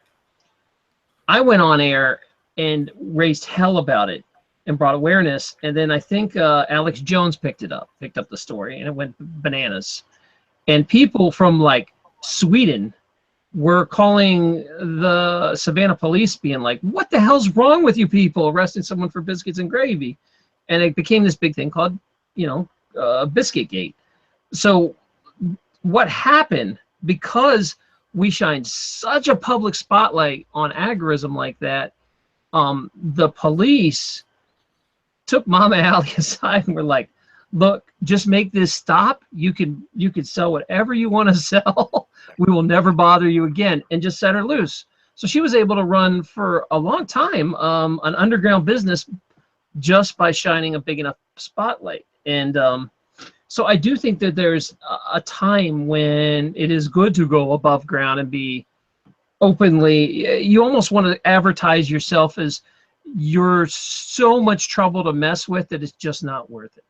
Like if the police mess with you, they're going to get 30 calls a day every hour, that they can't even function anymore. So that sort of thing works, but you got to have a huge community behind you to pull it off. And it has to be a moral thing. When you start getting down darker alleys where people are like, well, I want to sell this sort of drug, or I want to do this illegally, whatever, not legally. Sorry, I don't mean to say that. More ambiguously gray, it gets harder to do that. Yeah. That, like what our friend, I had Barry on here a few weeks ago, from Never Get Busted. Barry, remember him? Mm-hmm. Yeah. And he had a great interview, and he came on, and and that's the kind of thing where it was much harder to get that rally, because he says stuff that's not as popular as a lady getting delivered for biscuits and gravy. So I think the small amounts, if you're wanting to get into activism or you want to start living free, pick a small thing that is morally correct, that is going to be really hard, is going to look really bad if your city gives you a bunch of crap. Help your kid open a lemonade stand and film it if the police shut it down. That sort of thing. Start small and then move to the bigger stuff. That's where milk activism, I think, really played a big role a few years back. I forgot about the milk activism. Yeah. The raw milk guys. Yeah, that really, you see some Amish farmer who lives an incredibly moral life, having a SWAT team raid him because he sells raw milk, and people are like, wait a minute, what? That just I forgot about that. Yeah, that was a big case. I remember Derek was out there filming that all the time. So I don't mean to get off topic, but I do like to always spin a positive thing that we're going to get to a point where if enough people do it, say they crack down on someone, and then 10 other guys go do it, and then they crack down on that, and 10 other guys go, and it just keeps shifting around where they can't stop it. And what this reminds me of is very much like in the 90s file sharing, when they first freaked out when people were stealing music. And now that 30 years have gone by, I don't know anyone under 30 that's ever paid for a song. File sharing is so normal, and what you're raised with, that people don't consider it any sort of immoral thing. And I think if we can get other aspects of the government like that, where this younger generation is hip to a lot more information than I had. I remember in the 90s, it was like 3 of us sitting around a Denny's bitching about the government, and that was our whole state's activism, where now you can get on and make a post and it goes out to 500,000 people. So I do feel that this is a wonderful time for shining flashlights and really speaking your truth, as you talked about before. Yeah, it's a lot easier now. Buckminster Fuller, I like to quote him whenever possible. Buckminster Fuller said, you never change things by fighting the existing reality. to change something, build a new model that makes the existing model obsolete. Absolutely. And man, that is just so good if you think about it. Yeah, if you guys listen to that again, because this is the way it happens. Nobody really wants their life to be uncomfortable. No one's going to be like, oh, I really want to stand up and cause problems in my community and have my neighbors think I'm weird. The best way to work around government is to just design stuff like say, hey, let's get a 3D printer in my house. And you know what? I'm going to print damn near everything I've ever wanted. And, you know, make where it makes the current system look obsolete, archaic. That is the best way of activism. And I see such cool things coming down the line in technology that I think in our lifetime, things are going to drastically change. Yeah, I was talking to my daughter recently about dentistry and specifically braces for teeth, you know, orthodonty.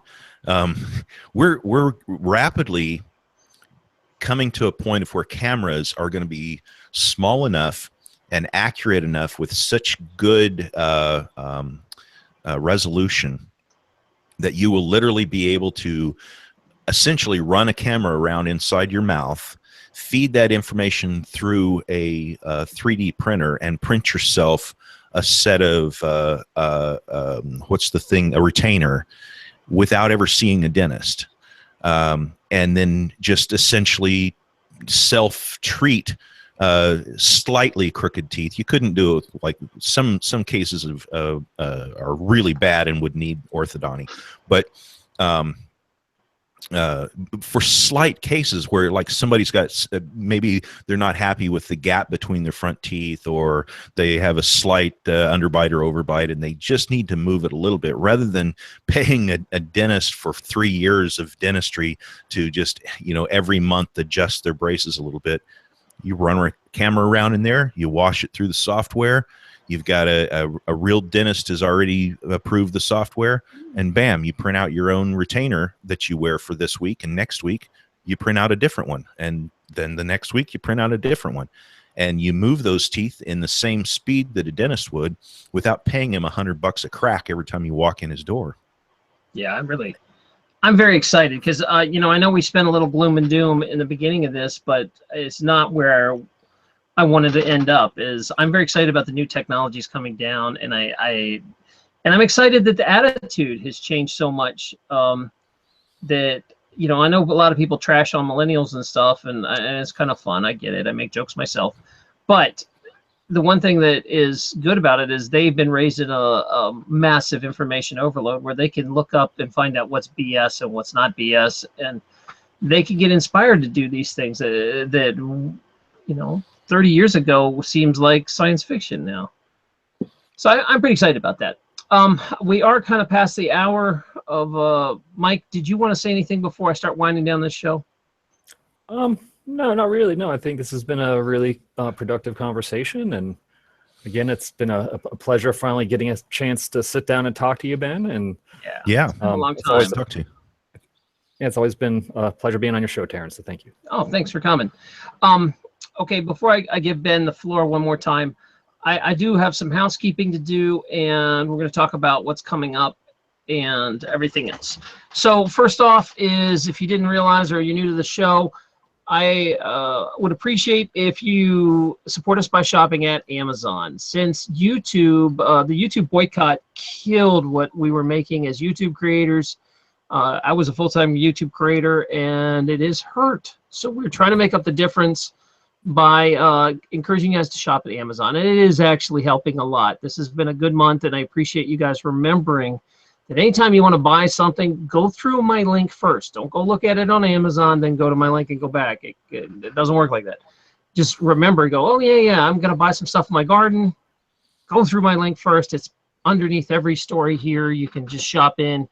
And then what it does is it takes you to like one of my books. You can just ignore the book and start shopping around, and it'll keep track of what you buy as long as you purchase it within 24 hours. So that has made a huge difference, and thank you guys so much for remembering to do that. And I just try to mention it every show because, you know, even myself, I forget. I'm guilty of not shopping through affiliate links of my friends. I need to remember to do that. The other thing is that if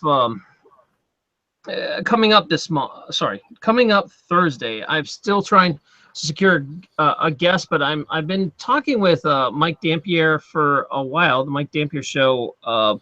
We have been exchanging for months, so hopefully I can get him on. We tried once, but it was a disaster. I think we got our technology worked out, so hopefully we will have. I'll just keep an ear out, and hopefully we'll know more about that.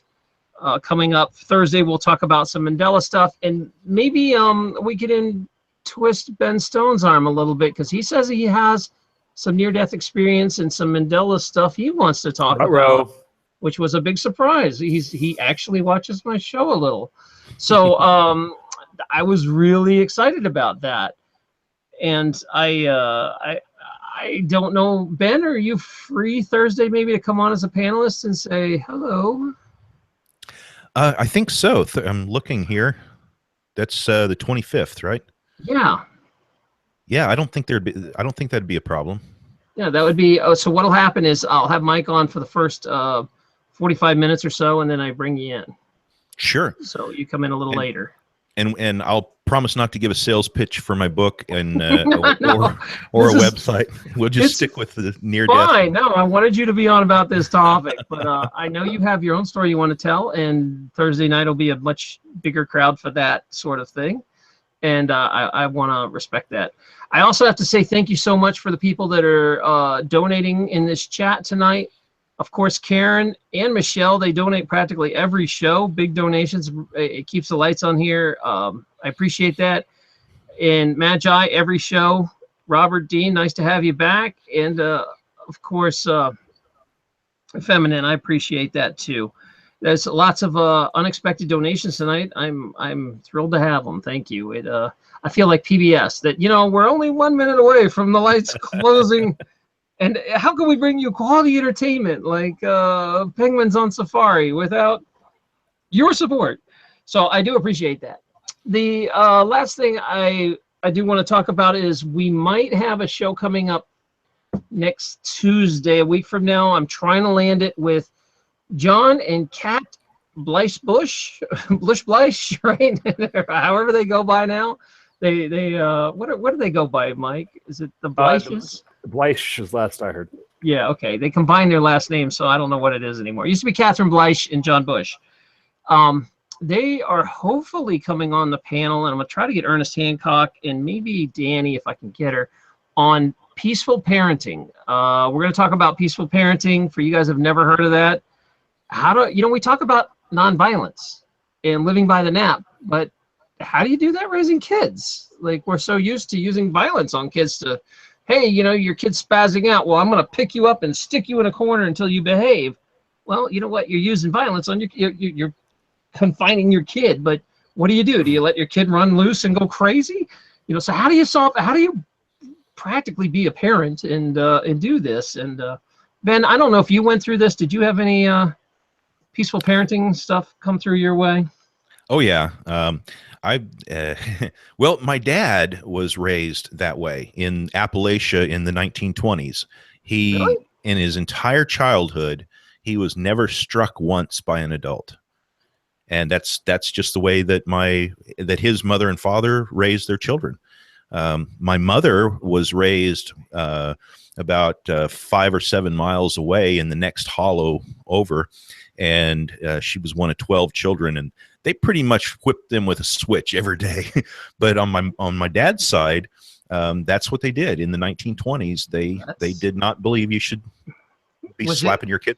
Were they Quakers too? Was that old school Quaker?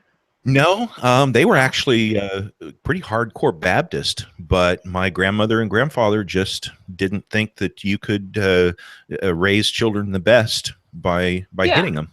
Well, I don't think any parent sets out and they're like, hey, I want to smack my kid. But what happens is they run out of options and they don't know what else works. Yeah. So we're going to talk about, okay, what else works? How can we do this? And some people don't forget that, imposing your will on your child is violence in a sense, that you're confining a kid. I'm going to hold my kid down, or I'm going to stick him in a corner until he behaves, or put him on the naughty chair. That's also a form of violence. And I know people don't realize that. They're like, that's not violence. You're not hitting the kid. And it's like, no, it's psychological. I mean, is there a way we can get past this fact? Because when you do stuff like that, you're just teaching your kid that I'm a bigger human being than you, and so you're going to do my will by me forcing you to sit there. You know, if you get up, I'm going to stick you back on the chair. That teaches your kid, listen to me because I'm a bigger person. It doesn't really. So when you think about that, I think a lot of parents would be like, yes, I would love to learn another way, but my 2-year-old is completely out of control, and it's the only thing that works is the naughty chair. How do we deal with this? And so we're going to talk to some parents to see, how do you put this stuff that's theory into real life practice? Because can you? Does it even work? So we're going to find out. Hopefully I can get them on, and that should be a pretty interesting talk. If I think I got that secure coming up too. So we should have some good stuff coming up this week, and I hope you will join us for that. I'm going to give Ben Stone the floor. Ben, you got 2 minutes to say parting words. Then after that, we're going to go to the Discord chat room where we can sit around, and I'm going to try to twist Ben's arm into going into that with a peaceful way. I'm twisting it peacefully, with his permission. Using persuasion. With his permission. Yeah, it's okay to twist someone's arm if they consent. So there you go. I'm gonna have to very politely and respectfully decline on that one. I've got my wife's asleep, and I've got 2 little dogs that are telling me that they need to go outside. Oh, okay. Well, maybe plan to stay Thursday night, because the Thursday is a late night one. So yeah. I would like to just re-mention my website, badquaker.com. And you can get over there. There's archives of all my old shows going back to 2011. And occasionally I pop in on the Freedom Fiends on their radio show, so you can get me on the archive over there at their place as well, freedomfiends.com. And I do want to give a teaser to folks, because I was really hoping that I wouldn't ramble on forever about my projects and my book and all this kind of thing. I was really wanting to get into the near-death thing and some of the Mandela effect stuff. So I'm looking forward to Thursday to be able to have the freedom to talk about that stuff and not have the burden of having to explain what freedom is. So I'm looking forward to that. I'm really excited about that. Yeah, Tuesday night's a different vibe. I do a lot more liberty stuff on Tuesday night. Thursday night's more of my spiritual vibe. So it'll be Mandela effect and science vibe, or whatever your flavor on that. But we talk about anything. I don't know if you watch the show, but we have some pretty far out ideas sometimes, and they're normal place here. So you can bring anything to the table and talk about it, and you won't be ridiculed or laughed out or yelled at or argued with. You know, people will respect it.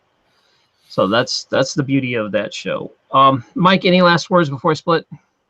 No, just again, thanks for coming out to the show, Ben, and Taryn, thanks for having me on, buddy. Yeah, man, it was fun to have it.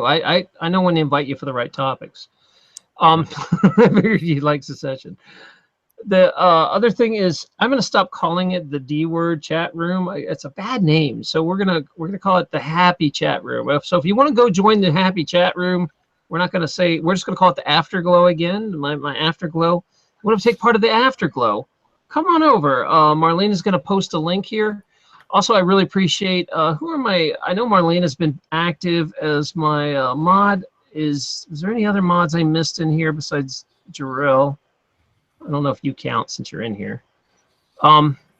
Geez, I'm sorry if I didn't catch you earlier in the show, any of the mods, but thank you guys for helping the show out, and we are now going to go hang out over in the afterglow, the happy afterglow.